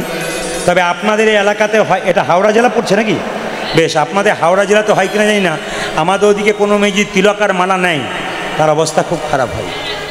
আমাদের পাড়ার একটা মেয়ে তিলক মালা নিয়েছে, 25 বছর বয়স, তখন পাড়ার 4-5টা মেয়ে বরাবরি করছে, বাবারে হারাধনের বই কি ঢং দিদি, যত মালা তিলক করেছে ভাবছে ভগবান বোধহয় ঘরে প্রথম আসবে গো।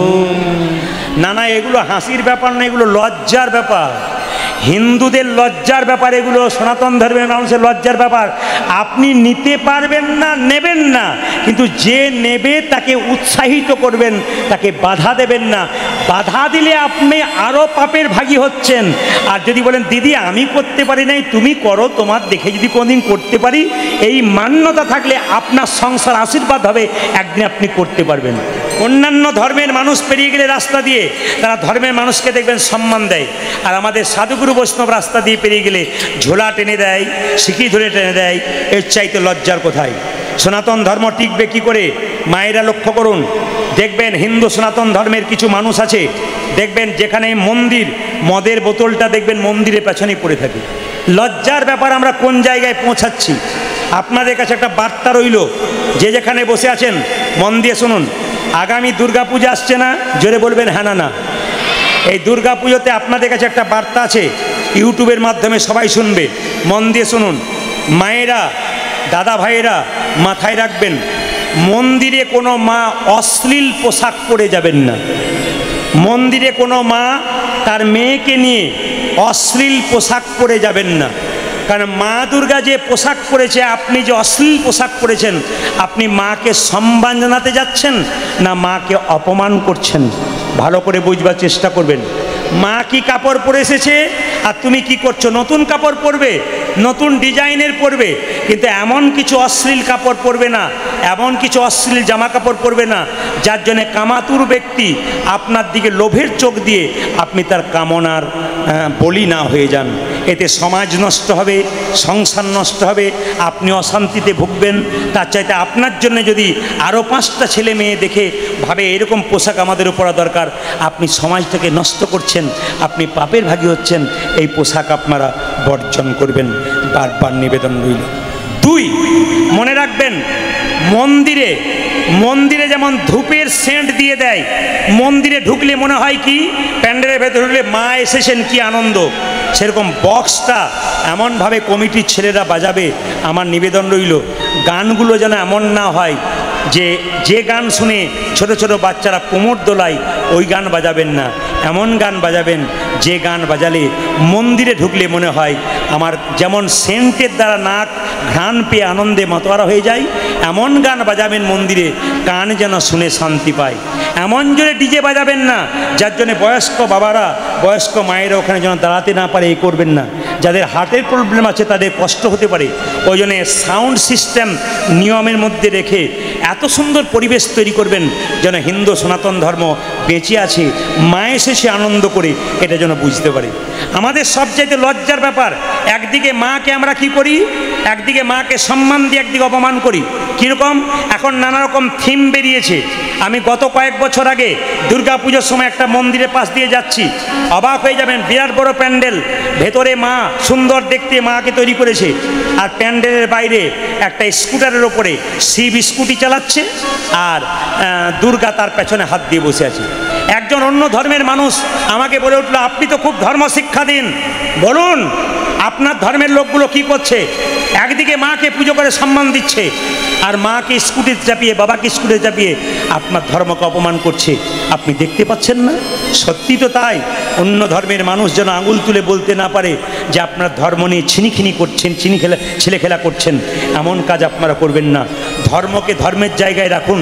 আপনাদের কাছে নিবেদন রইল, আমার বারবার নিবেদন রইল, আপনারা পুজোর সময় বাচ্চা মেয়েকে পোশাক কেনাতে যাবেন, এই পোশাকটা যেন কাটা পোশাক না হয়, ছোট পোশাক না হয়। এখন থেকে বাচ্চা মেয়ে বলবে বাবা আমি খাটো পোশাক কিনবো, বাবা আনন্দ বলবে এই ছোট বাচ্চা কোনো অসুবিধা নেই নিয়ে নিক। ও নিতে নিতে অভ্যাস হয়ে যাবে, ওর যখন 16 বছর বয়স হবে ও আর বাবা মাকে ডাকবে না, নিজেই বাজারে যাবে, এমন পোশাক কিনবে যে পোশাকটা পরার পর মা বাবার সামনে দাঁড়ালে মা বাবার লজ্জায় মেয়ের দিকে তাকাতে পারবে না, এমন মেয়েকে পোশাক কিনতে অভ্যাস দেবেন না। ওই মেয়ে রাস্তা দিয়ে যাবে, পুরুষের লোভী চোখ তাকে কিডন্যাপ করবে, আপনি প্রশাসনকে দেবেন দায়ী, সরকারকে দায়ী দেবেন। কেন তার দায়ী দেবেন? আপনি নিজেকে দায়ী দিন। কিডন্যাপ থেকে ফিরে আসবে আপনার মেয়ে, আপনার মেয়ের গালে একটা চর মারছেন যে তুই কোথায় ছিলি এতক্ষণ, মেয়ের গালে চরটা মার নেই রে, আপনার গালে মারুন। আপনি আপনার মেয়েকে তৈরি করে দিয়েছেন, আপনি আপনার মেয়েকে তৈরি করে দিয়েছেন। এইরকম বাচ্চা তৈরি করবেন না যেন আমাদের সমাজ নষ্ট না হয়। শালীনতা বজায় রাখুন। আর একটা কথা বলবো, ধূপকাঠি দিয়ে মন্দিরকে আপনারা ঘ্রাণে আনন্দতে বিভোর করছেন প্রভুকে, কিন্তু ধূপকাঠির প্যাকেটের ওপরে রাধাকৃষ্ণের ছবি আছে, ওই রাধাকৃষ্ণকে কি করছেন? রাধাকৃষ্ণের মন্দিরে ধূপ দিয়ে রাধাকৃষ্ণকে আনন্দ দিচ্ছেন, আর ধূপের প্যাকেটে যে রাধাকৃষ্ণের ছবি আছে ওটা নর্দমাতে পড়ে আছে। একদিকে মান, একদিকে অপমান। আমি আপনাদের দোষ নাই, দোষটা আপনারা জেনে নিন, আপনারা এ কাজ করবেন না। যারা ধূপকাঠির প্যাকেট তৈরি করে তারা কতটা মানবে জানি না। আমার নিবেদন, আপনি ফুল গাছ দিন, অন্য কোনো গাছ দিন, গোলাপ গাছ দিন, অন্য কিছু ছবি দিন, আপনি ভালো ভালো পশু পাখির ছবি দিন, কিন্তু কোনো ভগবানের ছবি দিয়েন না, যেন ভগবানকে অপমান হয়ে যায়। নিতাই গৌর হরি হরি। এই বার্তাগুলো আপনারা মাথায় রাখবেন, আপনাদের জীবন সুন্দর হয়ে যাবে। মায়েরা, মুকুন্দ সরকার গাইছে, ও তার বিনোদ কোটিতে বিনোদ ধতি, বিনোদ বিনোদ সাজে, বিনোদ কোটিতে বিনোদ ধতি, বিনোদ বিনোদ সাজে, বিনোদ কোটিতে বিনোদ ধতি, বিনোদ বিনোদ সাজে, তার বিনোদ কোটিতে বিনোদ বিনোদ বিনোদ সাজে, তার বিনোদ চরণে বিনোদ নুপুর, বিনোদ চরণে বিনোদ নুপুর, বিনোদ চরণে বিনোদ নুপুর, বিনোদ চরণে বিনোদ নুপুর, বিনোদ বিনোদ বাজে গো, বিনোদ বিনোদ উলধ্বনি আমার কেন সে বিনোদ রায় গো, কানো সে বিনোদ আমার কানতে বিনোদ রায় গো, আমার কানতে বিনোদ রায়। যদুনাথ কয় বিনোদ নাগর, বিনোদ কদম্ব তলে, যদুনাথ কয় বিনোদ নগর, বিনোদ কদম্ব তলে, যদুনাথ কয় বিনোদ নাগর, বিনোদ কদম্ব তলে, যদুনাথ কয় বিনোদ নাগর, বিনোদ কদম্ব তোলে, কত বিনোদিনী বিনোদ হেরিয়া, বিনোদিনী বিনোদ হেরিয়া, কত বিনোদিনী বিনোদ হেরিয়া, কত বিনোদিনী বিনোদ হেরিয়া, কলসি ভাসাইল জলে গো, কলসি ভাসাইল উলধ্বনি আমার কানো সে বিনোদ রায় গো, কানো সে বিনোদ রায়, কানতে বিনোদ রায় গো, আমার কানতে বিনোদ রায়। দেখবো কে কেমন মন দিয়ে কীর্তন শুনছে না করে বুঝতে পারবো। নবাব দাঁড়িয়েছিল, তাকে পাখা করছিল দুটো মেয়ে, কিসের পাখা? তাল পাতা। এবার জোরে বলবেন ওই পাতাতে কোন পাখির পালক ছিল, কাকের না কোকিলের? বাবারে, বাচ্চাগুলো কত জবরদস্ত। অন্য জায়গায় বাচ্চা ঢুল ঢুল করে, এখানে আবার বাচ্চাগুলো আগে বলছে ময়ূরের। মা বলবার আগে এমনি করে বলছে আমি বলবো। তাহলে এটার থেকে বোঝা না, না এটা শুধু এখানে নয়, সব জায়গাতে বাচ্চা জেগে থাকে। মা খালি বলে ঘুম নাই, বলে ঘুম আসে না। আপনারা সবাই লক্ষ্য করবেন, এটা আপনাদের আশীর্বাদ, সাধুগুরু বৈষ্ণব আশীর্বাদ। আমি আসামে গান করতে যাচ্ছি, তো আমি গাড়ি থেকে যখন আছি তখন একজন মহিলা তার বাচ্চাটাকে কোলে করে নিল, 6 মাসের বাচ্চা কোলে করে নিয়ে এসছে। বলছে বাবা দেখবেন আপনার কীর্তনটা চালু করে দেবো, দেখবেন চুপচাপ তাকাবে, আর কীর্তনটা চালু করে যখন বন্ধ করে দেবো এ কাঁদতে শুরু করবে। এ গোবিন্দের কৃপা। ছোট বাচ্চারা শুনছে, 6 মাসের বাচ্চা। শুনতে শুনতে দিব্যি আনন্দে, বন্ধ করে দিলে কাঁদতে শুরু করছে। আপনাদের কাছে নিবেদন রইল, ছোট বাচ্চাগুলো কীর্তন শুনছে, আশীর্বাদ করি, কৃষ্ণ কৃপা হোক। যেই না বলেছে মুকুন্দ, অমনি মুকুন্দ যে না নবাবের দিকে তাকাতে গেছে, তালপাতার মধ্যে ওই ময়ূরের পালক দেখতে পেয়ে চিৎকার করে বলল, হে কৃষ্ণ কৃষ্ণ করুণাম করুণা কর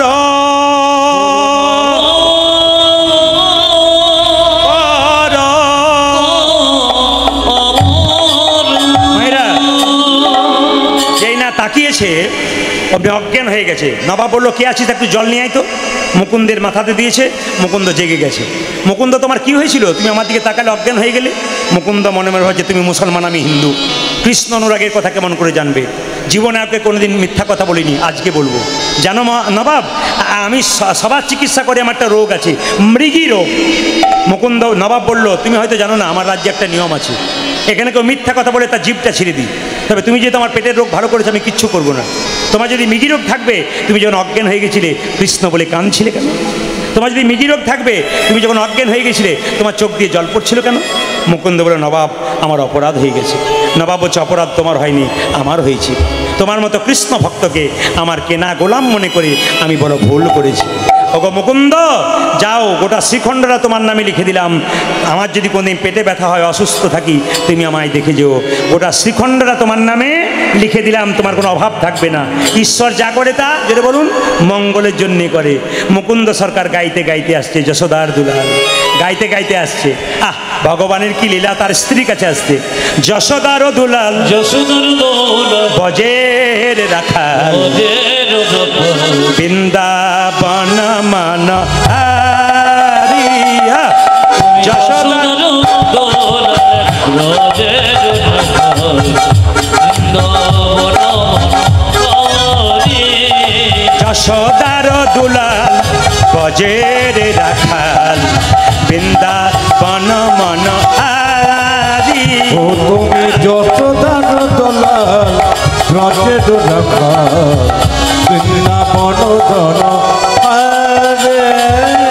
গোপীজন বল্লভ রাধিকা রমণ, গোপীজন বল্লভ রাধিকা রমণ, গোপীজন বল্লভ রাধিকা রমণ। উলধ্বনি উলধ্বনি উলধ্বনি।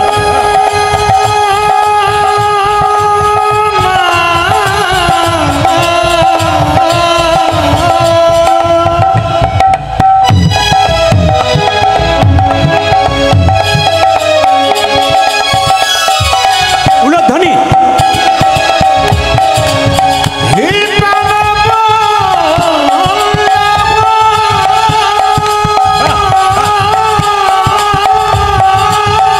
বাহ, সবাই তালি।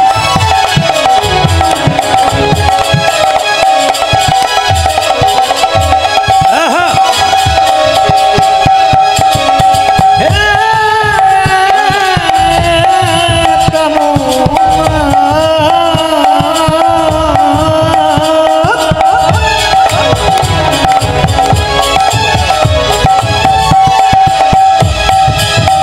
হে প্রাণ বল্লভ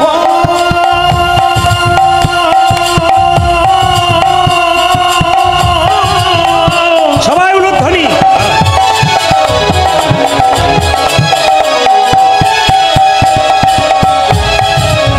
হে প্রাণ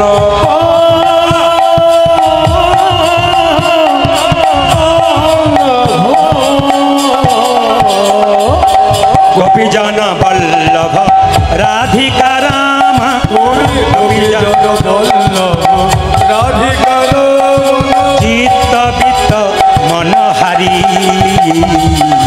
বৃন্দাবন মনোহারি। হরি যশোদার দোলাল রজের রাখাল বৃন্দাবন হারি। যশোদার দলাল রজের রাখাল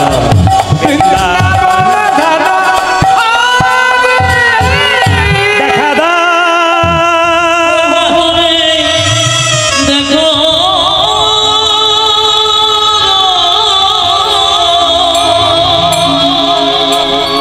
আগামী 31শে ভাদ্র, মায়েরা বলবেন না দাদা ভাইরা বলবেন, 31শে ভাদ্র কি একটা পুজো আসছে না আমাদের? জোরে বলুন। বাহ, কি নাম বললাম? বিশ্বকর্মা। মায়েরা, এই বিশ্বকর্মার জন্ম সম্পর্কে দুটো কথা বলে দিই আপনাদের। বিশ্বকর্মা পুজো যারা করেন, যারা ব্যবসা করেন তারা করবেন। গাড়ির পুজো করেন না সেদিন, যারা ব্যবসা করে তাতে পুজো হয়। বাস যাদের আছে, গাড়ি যাদের আছে, পুজো হয়। বিশ্বকর্মা পুজো হচ্ছে 31শে ভাদ্র, জেনে নিন। বিষ্ণু পুরাণ বলছে,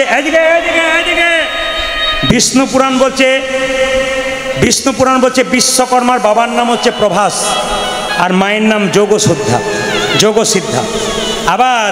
আবার ব্রহ্মবৈবর্ত পুরাণ বলছে যে বিশ্বকর্মা ব্রহ্মার নাভি থেকে জন্ম নিয়েছিল।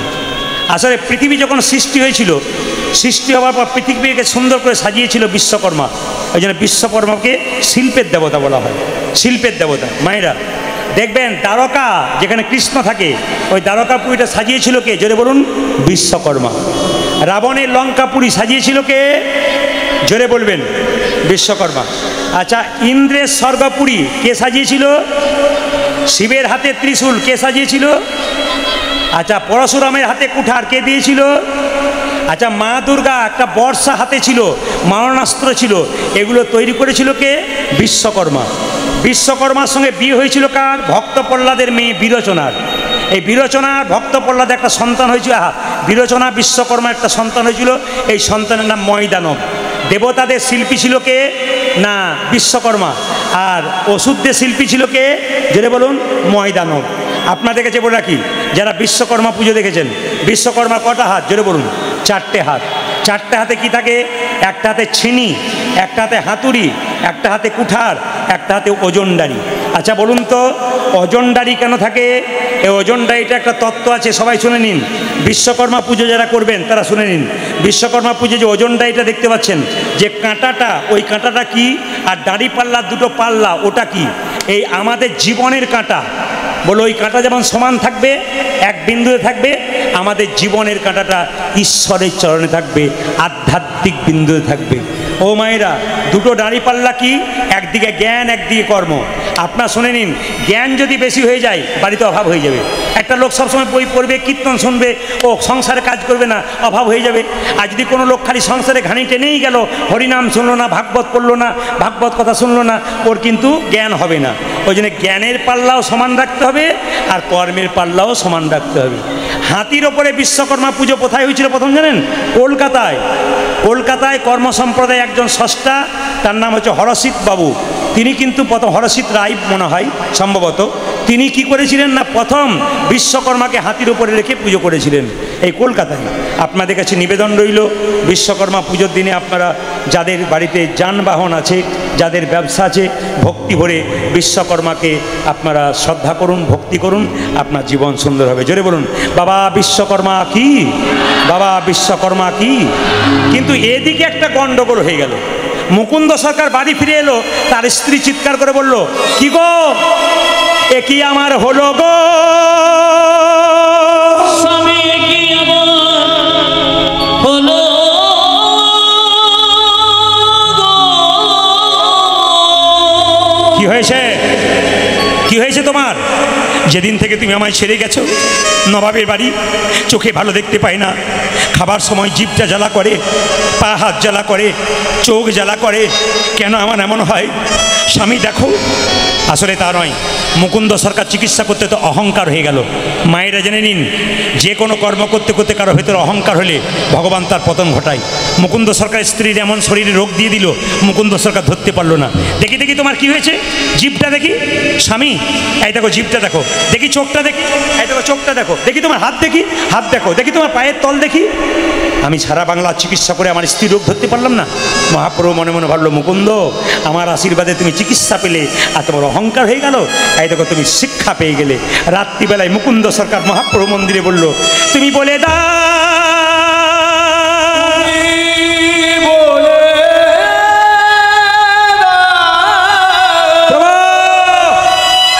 আমি সারা বাংলা চিকিৎসা করে আমার স্ত্রী রোগ ধরতে পারলাম না কেন? মহাপ্রভু আকাশবাণী করে বলল, মুকুন্দ, আমি যা ভেবেছিলাম তাই হয়েছে।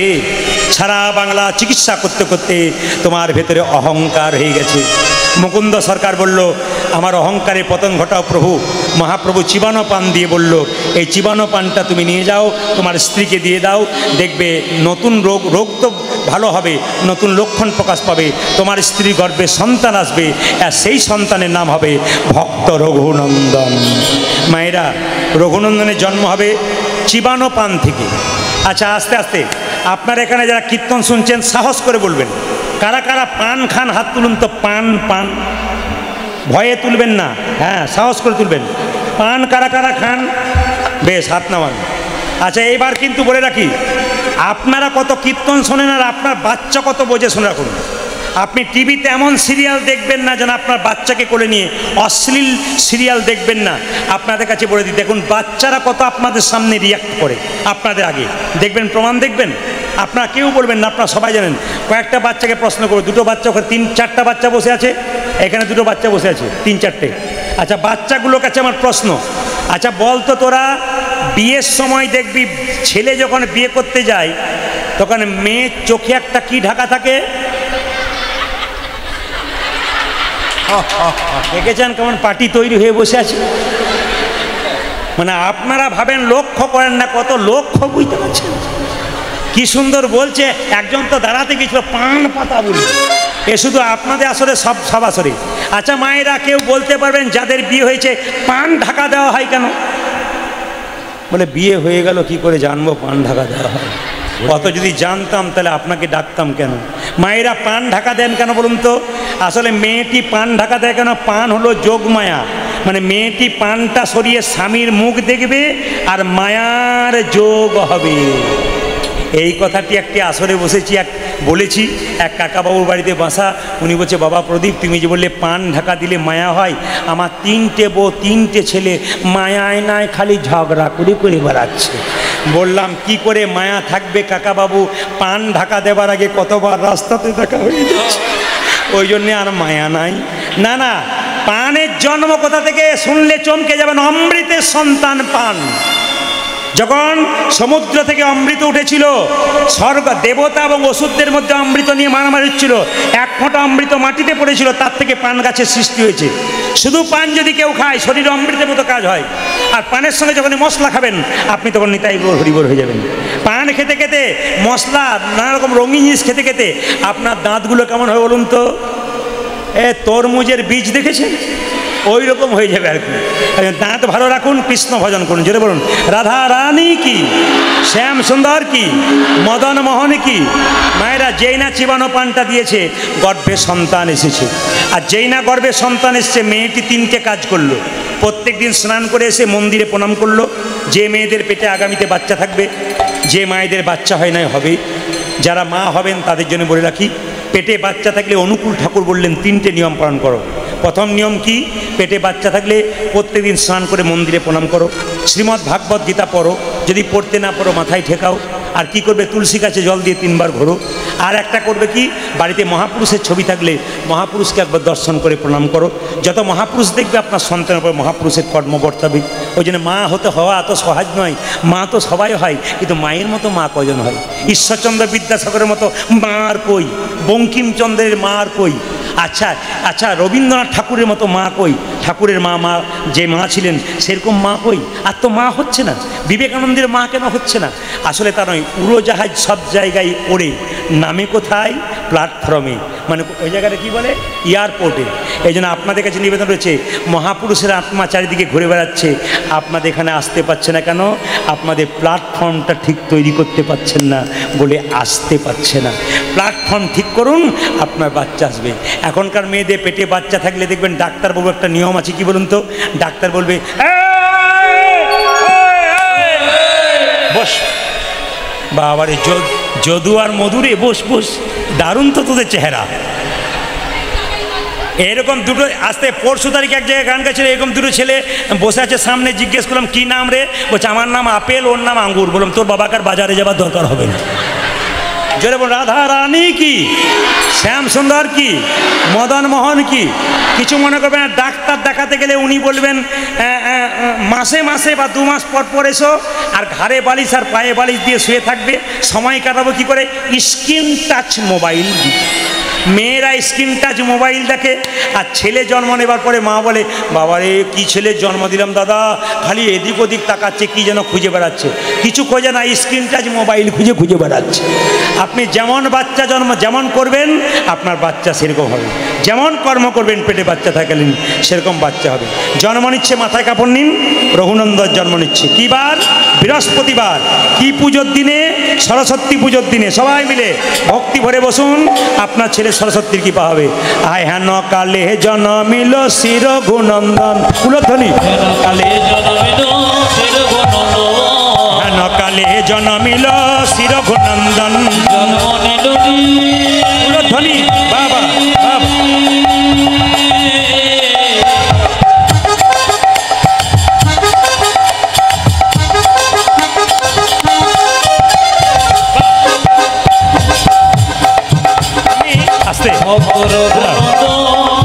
আমি কিন্তু আপনাদের আঙুল দিয়ে রেখে দিলাম, মানে আমি যদি আঙুল দেখালাম, কারণ ও যদি জানতে পেরে যেত তাহলে নাচবে না।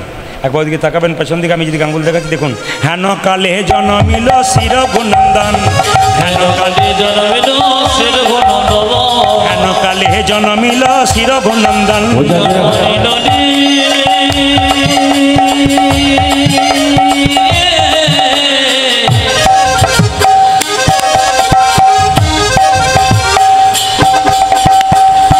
কত আনন্দ পেয়েছে, ওর মতো আনন্দ কেউ পাই নাই, পাগল হয়ে গেছে। ভক্ত রঘুনন্দন, আহারে হরি বল।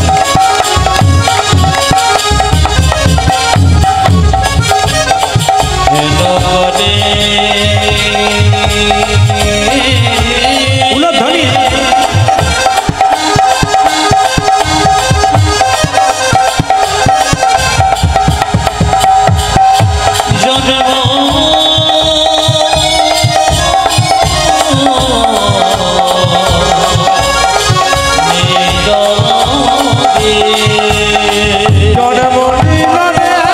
উলধ্বনি, মাথায় কাপড়।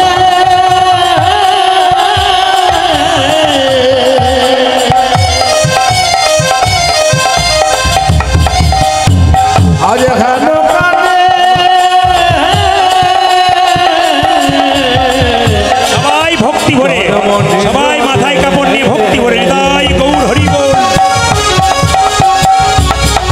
ভক্ত রঘুনন্দন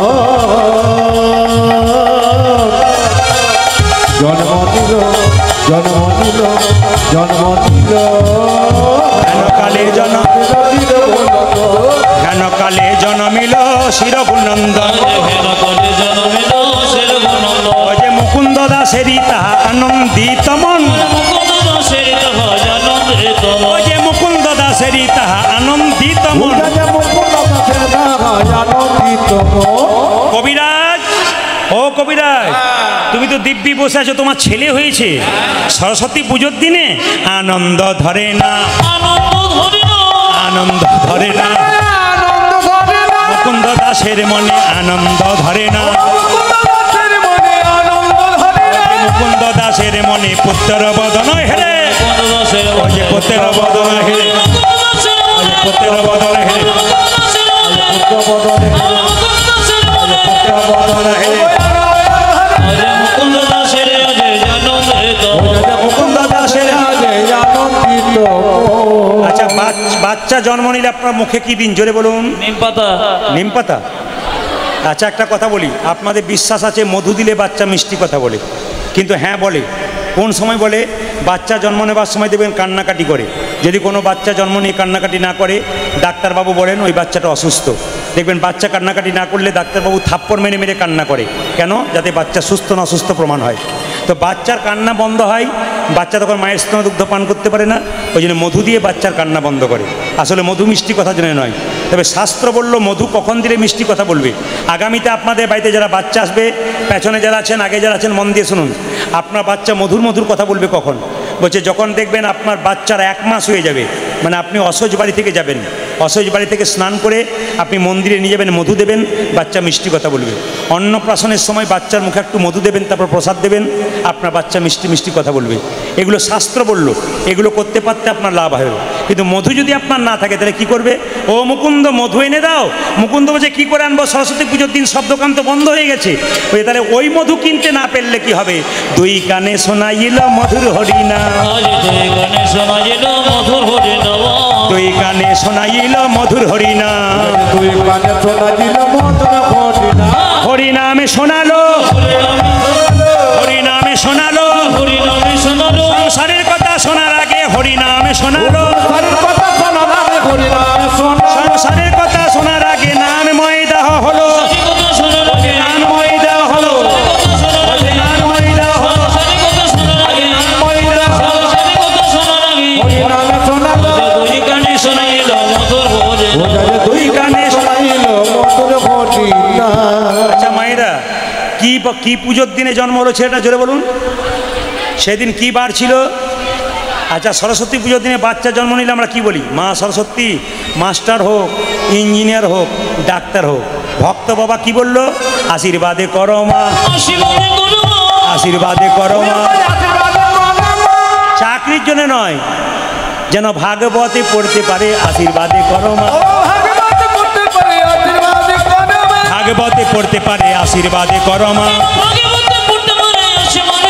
যেন সংকীর্তন গাইতে পারে, আশীর্বাদে করো মা। সংকীর্তন গাইতে পারে, আশীর্বাদে করো যেন মা। সংকীর্তন গাইতে পারে, হরি হরি হরি বলে, ভাগবতে পড়তে পারে, হরি হরি হরি বলে, সংকীর্তন গাইতে পারে, হরি হরি হরি যেন ভাগবতে পড়তে পারে, হরি হরি হরি বলে। যেন সংকীর্তন গাইতে পারে। হরি হরি হরি হরি, আশীর্বাদে করো মা। দুই গানে শোনাইল মধুর হরিনাম।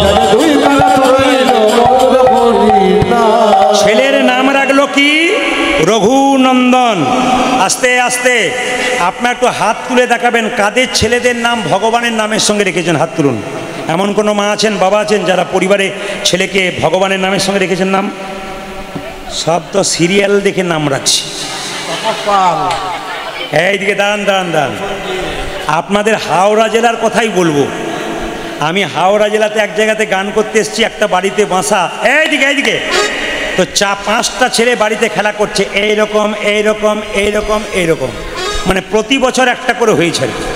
তো জিজ্ঞেস করলাম, দাদা আপনার ছেলে মেয়ে কটি? বলছে আমি 5 পাণ্ডবের বাপ। আমি মনে মনে ভাবলাম, এক বেটার বাপ হতে গেলে বাবাদের কত জ্বালা, এখন জ্বালিয়ে শেষ করে দেয়। আরও কত আনন্দ করে বলছে আমি 5 পাণ্ডবের বাপ। আমি তখন আদর করে বললাম, নিশ্চয় নাম রেখেছেন ভীম, অর্জুন, নকুল, সহদেব, যুধিষ্ঠির। বলছে ও নাম কে রাখে? তাহলে কি নাম রাখলেন? বলে বড়র নাম রেখেছি ঝন্টু, মেজর নাম মন্টু, আর 3 নম্বর নন্টু, আর 4 নম্বর নাট, 5 নম্বর বল্টু। আমি বললাম, দাদা কিছু মনে করবেন না, এই যে ঝন্টু মন্টু নন্টু রেখেছেন অসুবিধা নাই, যে নাট বল্টু যে নাম রেখেছেন না, আপনার জীবনে কাজে লেগে যাবে। বলছে কখন কাজে লাগবে? যখন আপনার বয়স হবে, আপনার শরীরের পাশগুলো ঢিলো হবে, নাট বল্টু আপনাকে টাইট দিতে শুরু করবে, সেই দিনই বুঝবেন আপনি কি করেছেন। মায়েরা, অজামিল ছেলের নাম কি রেখেছিল? নারায়ণ।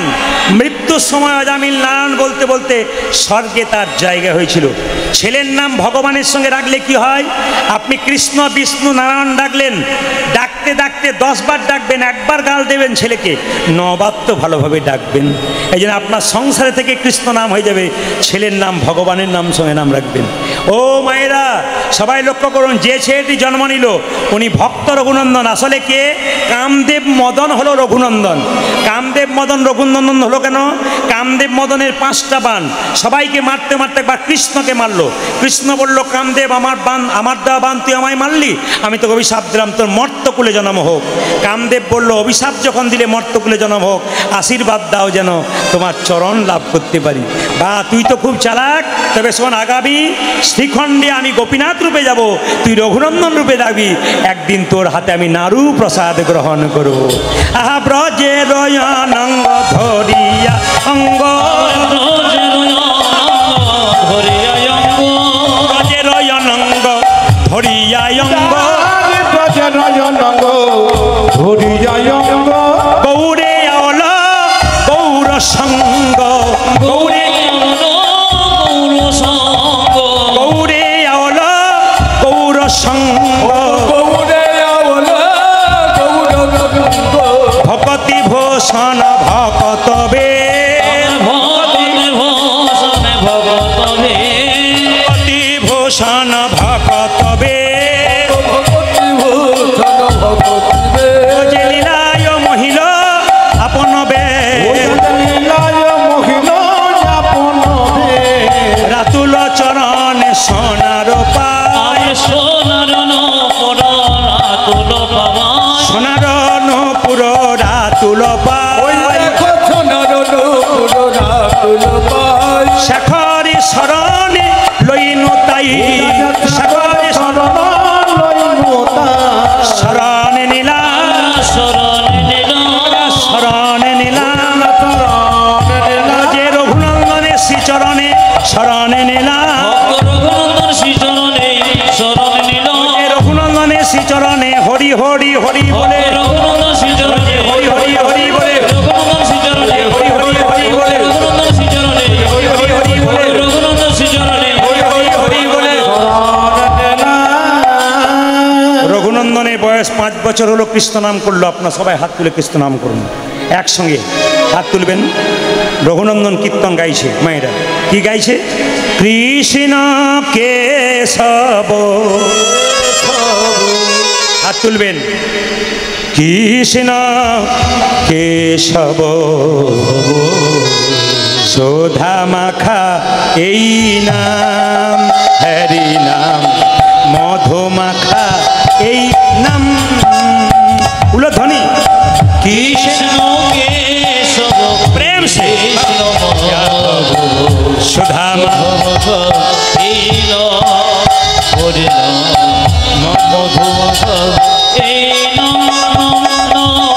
কৃষ্ণ কেশব কৃষ্ণ মাধব সুধা মাখা এই নাম, হরি নাম মধু মাখা এই নাম নাম নাম। উলধ্বনি কেশব সুধা মাখা এই মধু মাখা এই। তবে আপনাদের এখানে এসে একটা খুশির খবর পেয়েছি, ওটা বলবো না বাদ দিয়ে দেবো? খুশির খবরটা কি জানেন? আমাকে এখানে এসে বললো, দাদা কিছু মনে করবেন না, সব জায়গাতে এই জিনিসটা আছে, আমাদের এখানে ওটা নাই। কি? এখানে কোনো মাতাল নাই। বাবারি, আস্তে আস্তে এ শুধুমাত্র আস্তে আস্তে দাঁড়ান দাঁড়ান, এ শুধুমাত্র হাওড়া জেলায় নয়, এ যত জেলায় যায় যখনই বলি মাতাল নাই তখন মায়েদের যা হাসি বলে পার্টি দেখবেন রাত হলে কেমন আসে।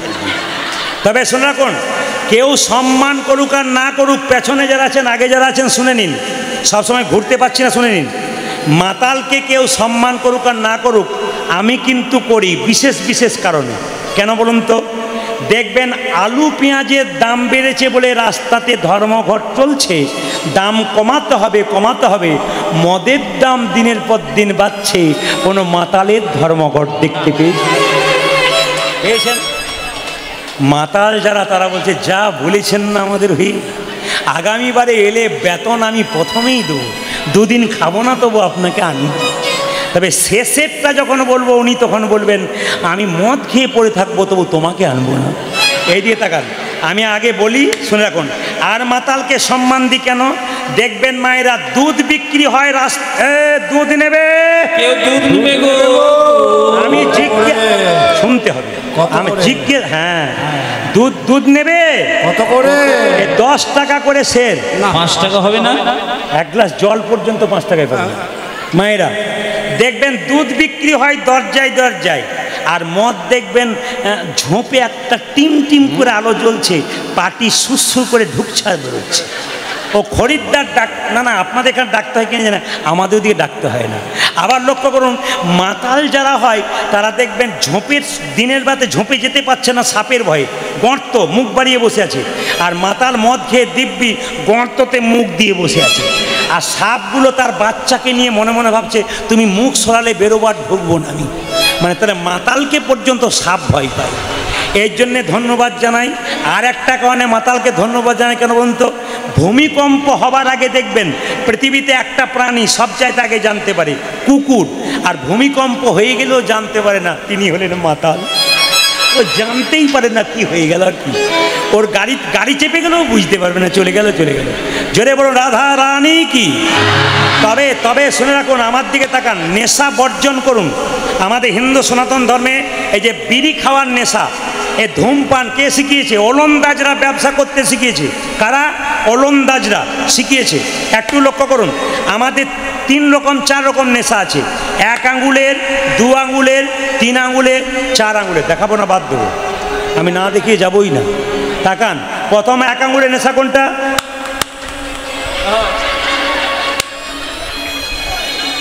দু আঙ্গুলের নেশা কোনটা? কি শোক টান মারে। আর 3 আঙ্গুলের নেশা কোনটা? আর 4 আঙ্গুলের নেশা কোনটা বলুন তো? দরজা বাসন। তবে যারা মদ খায় তাদের 3টে লাভ হয়। যার স্বামী খায় সে বলছে লাভের কথা বলে দিয়েন না, তাহলে আরো আরম্ভ করবি। শুনে রাখুন, লাভ 3টে কি? যে মদ খায় তার বাড়িতে কোনোদিন চোর ঢোকে না, যে মদ খায় তাকে কুকুরে কামড়ায় না, আর যে মদ খায় সেদিন কোনোদিন বুড়ো হয় না, চিরকাল ইয়ং থাকে। যারা খায় তারা বলছে বলুন কাল থেকে আর 2 প্যাক বেশি করে নেব, অসুবিধা নেই। আগে শুনে নিন কি হয়। চোর ঢুকে না কেন মা? এইদিকে মদ খেতে খেতে লাংস, কিডনি, লিভার শেষ হয়ে যায়। এমন কাশি শুরু হয় সন্ধ্যাবেলায়, সকালবেলায় শেষ। হ্যাঁ, পার্টি আছে আমাদের। এই কাশতে কাশতে কি হয়, এইদিকে চোর ঢুকতে গিয়ে ভাবে বেটা জেগে আছে রে, আর ঢোকার দরকার নাই। আর কুকুরে কামড়ায় কেন? যখন দুর্বল হয়ে যায় তখন দেখবেন চলতে রাস্তায় চলতে পারে না, লাঠি ধরে চলে। আর লাঠি দেখলে কুকুর নিতাই গৌর হরিবোল হয়ে যায়। আর একটা কথা, কুকুর কামড়ায় না কেন?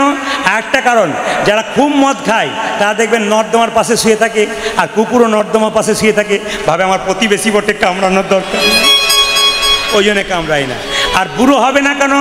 বুড়ো হবার চান্স পায় না, তার আগে নিতাই গৌর হরি হরি বল। এই জন্য সবাই লক্ষ্য করুন মায়েরা, হাত তুলে কৃষ্ণ কেশব সুধা মাখা এই নাম, হরি নাম মধু মাখা এই নাম, নাম নাম উলো ধ্বনি। কৃষ্ণ কেশব কৃষ্ণ সুধা মাখা সবাই হাততালি দিয়ে এই নাম জপ হলো আপনারি, নাম জপ হলো আপনারি, এই নাম জপ হলো আপনারি। ধ্বনি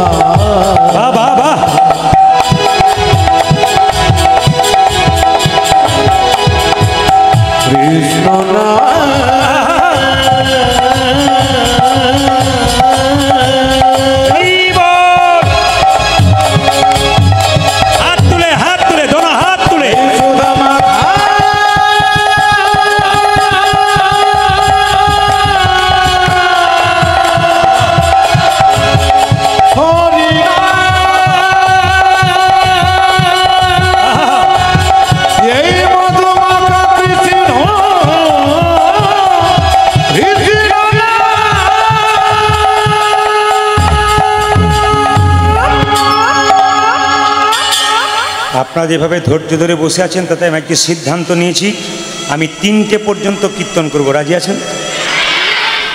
3টে মানে আমি ভোর 3টে বলি না, 3 ঘন্টার কথা বলেছি। আর ঘড়ির দিকে তাকানো পেরিয়ে গেল, কিন্তু আপনাদের এই ভালোবাসা এবং প্রেম আর ভক্তি, আমাকে সঞ্জীববাবু বলেছিলেন আমাদের এই পাড়ায় আসছেন, কিন্তু দেখবেন এখানকার মায়েরা বাবারা ভক্ত আছে, এরা খুব কীর্তন শোনে। আমি ভক্ত দেখেছি, যার বাড়িতে বাসা আছি দেখেছি ভক্ত, দেখেছি তার বাড়িতে প্রচুর মানুষ গেল, অনেক মেয়েরা গেছে, তারা একাদশী সম্পর্কে বলতে বলেছে। একাদশীর তত্ত্বটা আপনারা মোবাইলে সবাই পেয়েছেন, তবু আমি ছোট্ট করে বলে দিই, আপনারা একাদশী করবেন মায়েরা। 12 মাসে 24টা একাদশী করলে আপনার শরীর ভালো থাকবে, আপনার মন ভালো থাকবে। যদি কারো হাঁটু ব্যথা, শরীরে ব্যথা হয়, অমাবস্যা পূর্ণিমা করুন, দেখুন আপনার ব্যথার ওষুধ খেতে হবে না, আস্তে আস্তে আপনার ব্যথা দূর হবে। অমাবস্যা পূর্ণিমার দিনে নিরামিষ খাবেন, ভাত মুড়ি নয়, আপনি রুটি খেতে পারেন, তেলের জিনিস কম খাবেন, আপনার শরীর ভালো থাকবে। একাদশীর দিনে পঞ্চশস্য বারণ, সবাইকে বলে রাখি, চাল, গম, যব, সরিষা, ডাল। এবার বলি আস্তে বাবা, চাল, গম, যব, সরিষা, ডাল।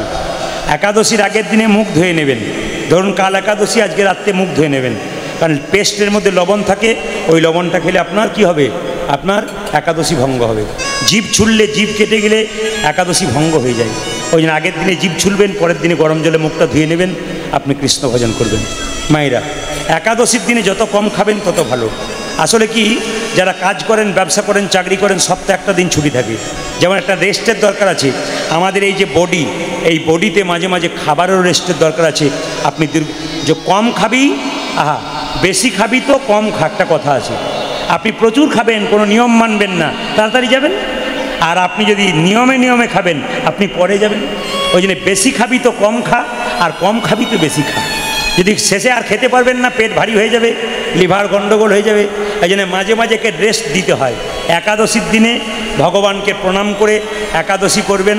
একটা জিনিস বলে রাখি, একাদশী যদি কেউ করেন, কেউ যদি না করে, তাকে ঠাট্টা করবেন না, সে যাতে করতে পারে আপনি তার চেষ্টা করবেন।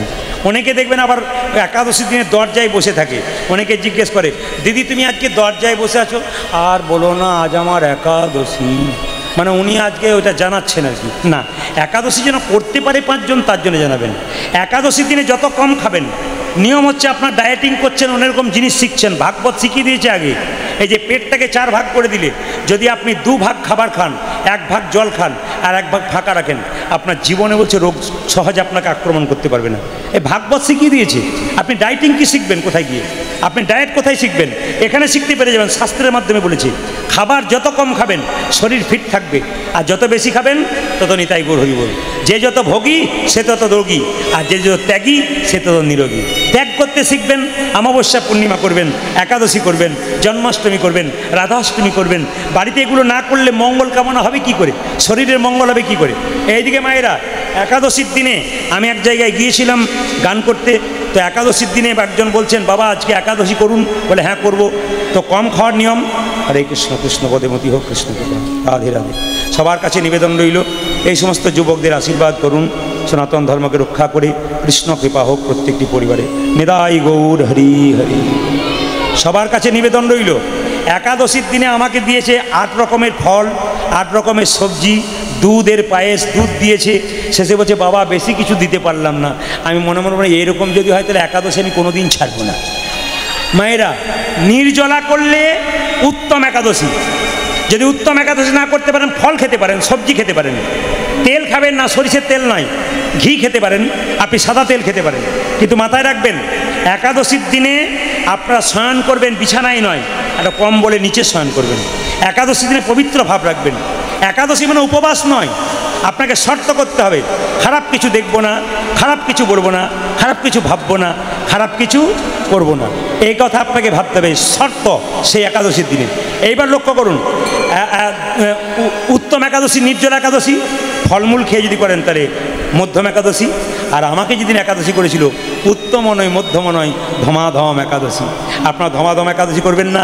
আজকে যে কীর্তনটা হচ্ছে কি উপলক্ষে, জোরে বলুন? কৌশিকী মায়ের পুজো উপলক্ষে। এই যে মা কালী পুজো আগামী কার্তিক মাসে আসছে না, জোরে বলুন হ্যাঁ না না বলুন। মা কালীর জন্ম কোথা থেকে কারো জানা আছে? মা দুর্গার 3য় নাম থেকে। যে যেখানে বসে আছেন তত্ত্ব যারা শুনছেন মন দিয়ে শুনবেন, মায়ের কাছে গান শুনছেন, মায়ের জন্ম শুনে নিন। কৌশিকী মায়ের জন্ম মা দুর্গার কোষ থেকে, কিন্তু মা কালী যে আপনি পুজো করছেন ওই মায়ের জন্ম শাস্ত্র বলল যে শুম্ভ নিশুম্ভ বলে দুজন অত্যাচারে ওষুধ ছিল, মেয়েদেরকে মা জ্ঞান করতো না।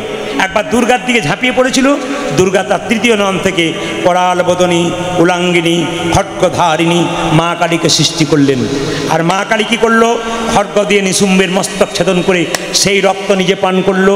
মাটিতে পড়লে আর অসুর হবে, অসুরের জন্ম হবে, তাই শ্রীকালের মুখে দিল। ওই জন্য অসুরের রক্ত যত মাটিতে পড়ে অসুর তৈরি হয়, তাই শ্রীকালের মুখে দিল, নিজে নিল। আমার দিকে তাকাবেন মায়েরা, মা দুর্গার কটা হাত? চারটা। একটাতে কি বলে? দে। একটাতে দেবো।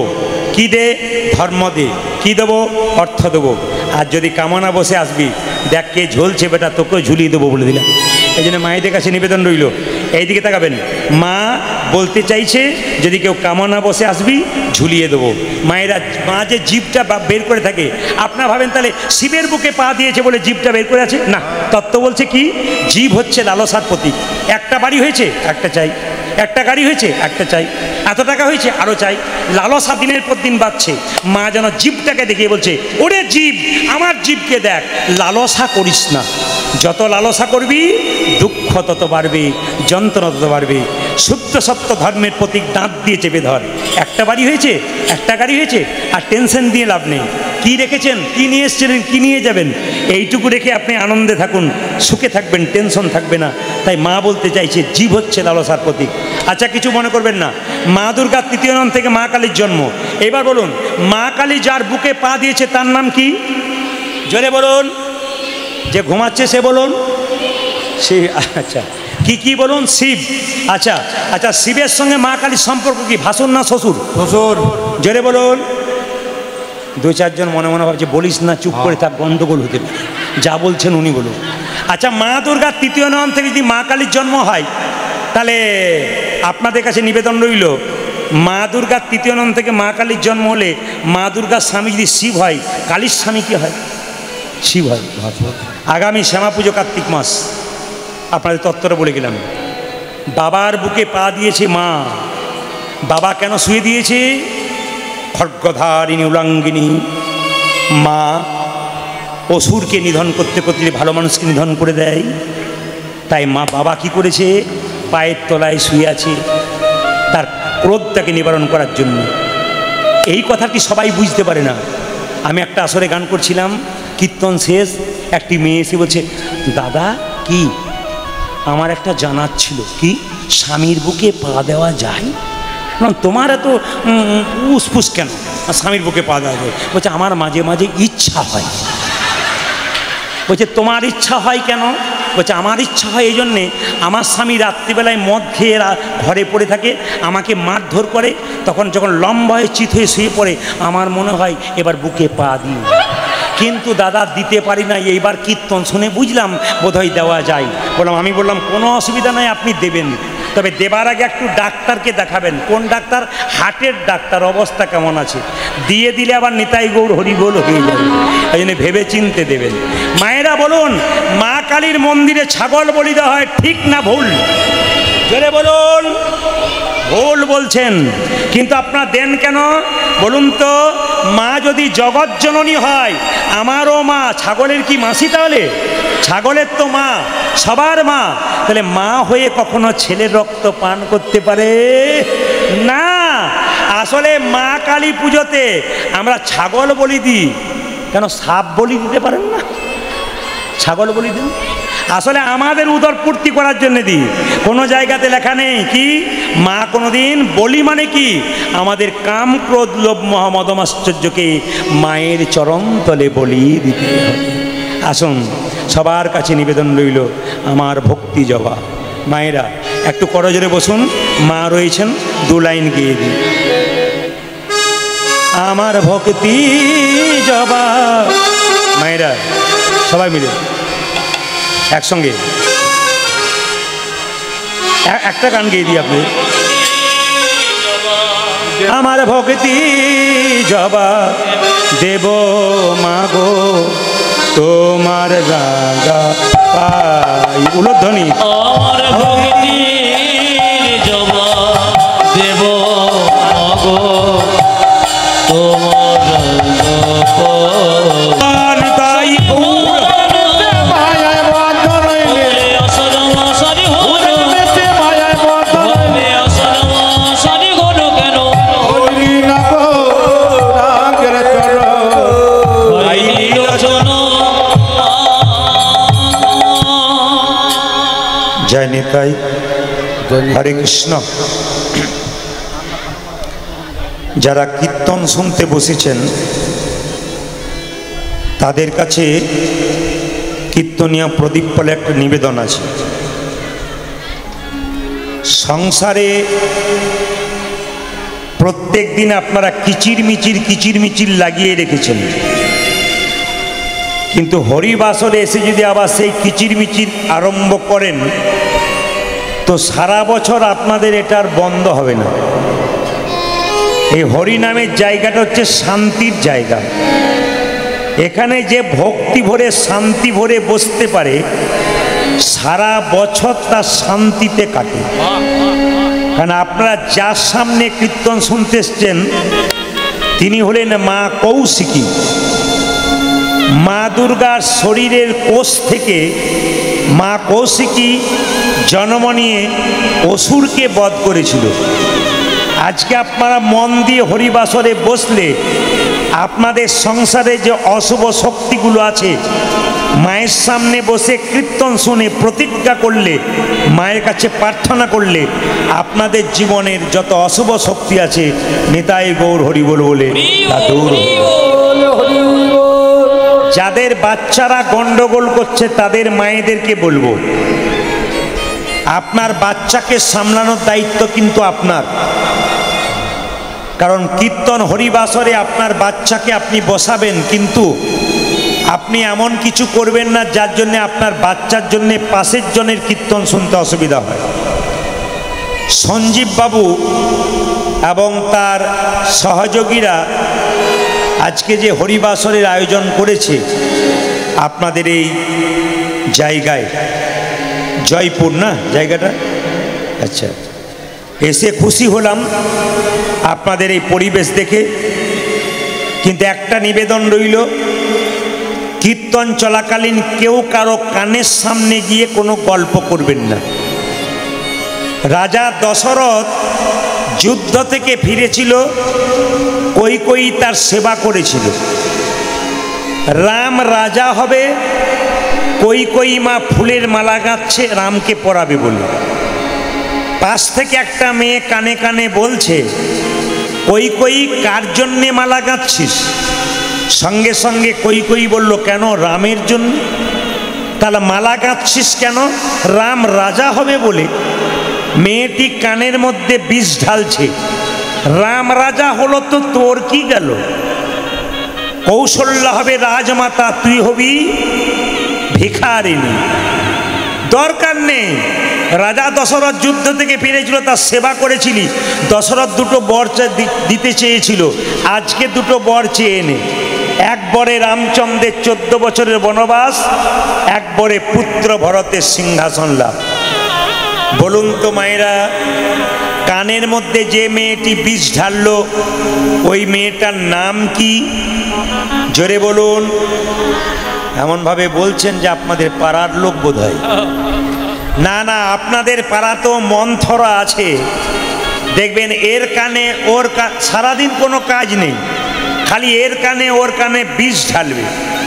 আমি আপনাদের কাছে বারবার অনুরোধ করব, এ সংসারে কেউ যদি বিষ খায় হসপিটালে গিয়ে সে বেঁচে যায়, কিন্তু এই কানে যদি কেউ বিষ দেয় একজন নয় গোটা সংসার ধ্বংস হয়ে যায়।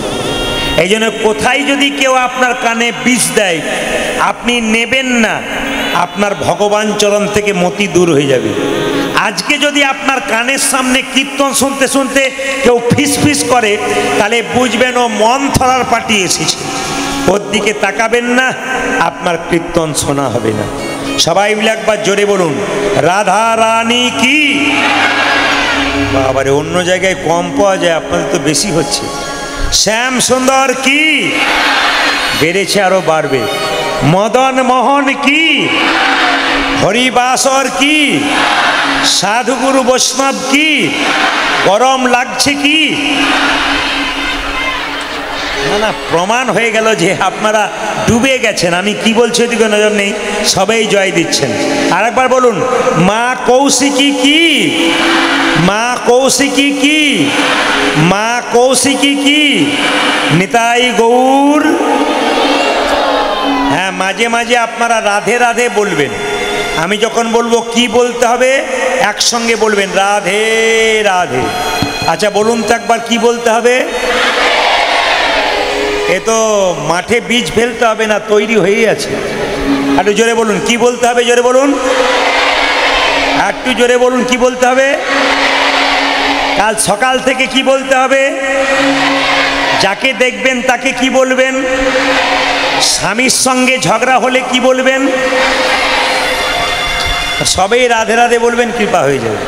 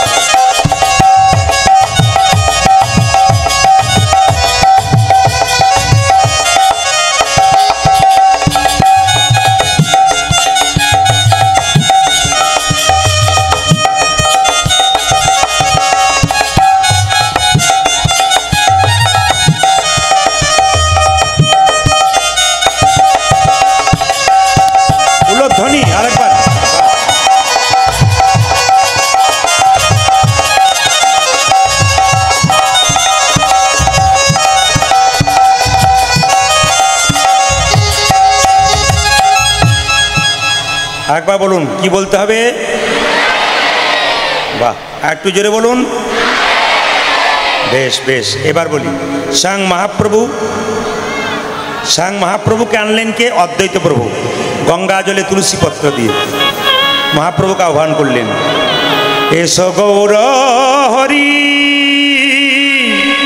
তুমি এসো গৌর হরি, তুমি অকুলের কান্ডারি, তুমি অকুলের কান্ডারে, সচন্দন তুলসী দিয়া তোমার চরণ সেবা করি।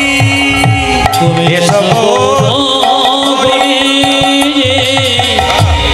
অকুলের কান্ডারে, সচন্দন তুলসী দিয়া তোমার চরণ সেবা করি। এসো গৌর হরি, অকুলের কান্ডারে, সচন্দন তুলসী দিয়া তোমার চরণ সেবা করে। বামনা রূপ ধরি, বামনা রূপ ধরি, দাঁড়াইলেন ছল করি, বামনা রূপ ধরি,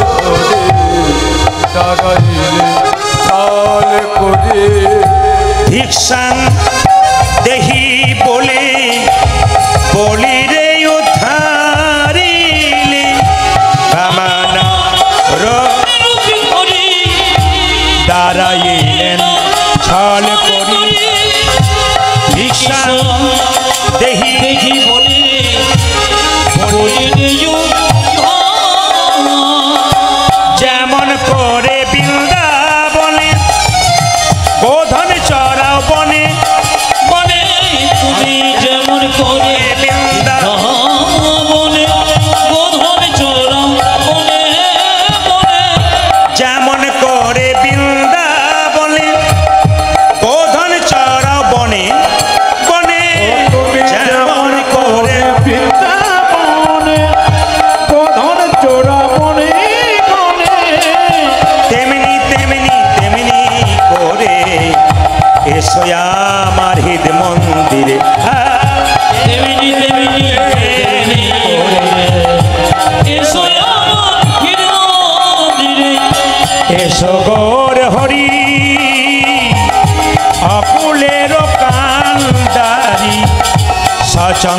তুলসী দিয়া তোমার চরণ সেবা করি। এসো গো হরি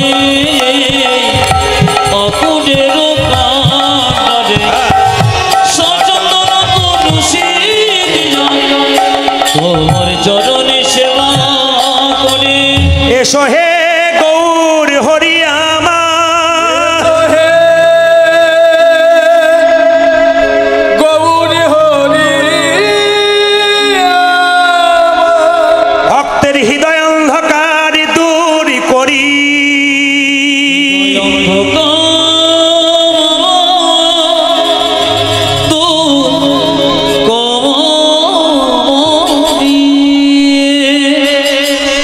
কৃষ্ণের জন্ম কোথায় হয়েছিল? আস্তে, কৃষ্ণের জন্ম হয়েছিল কারাগারে।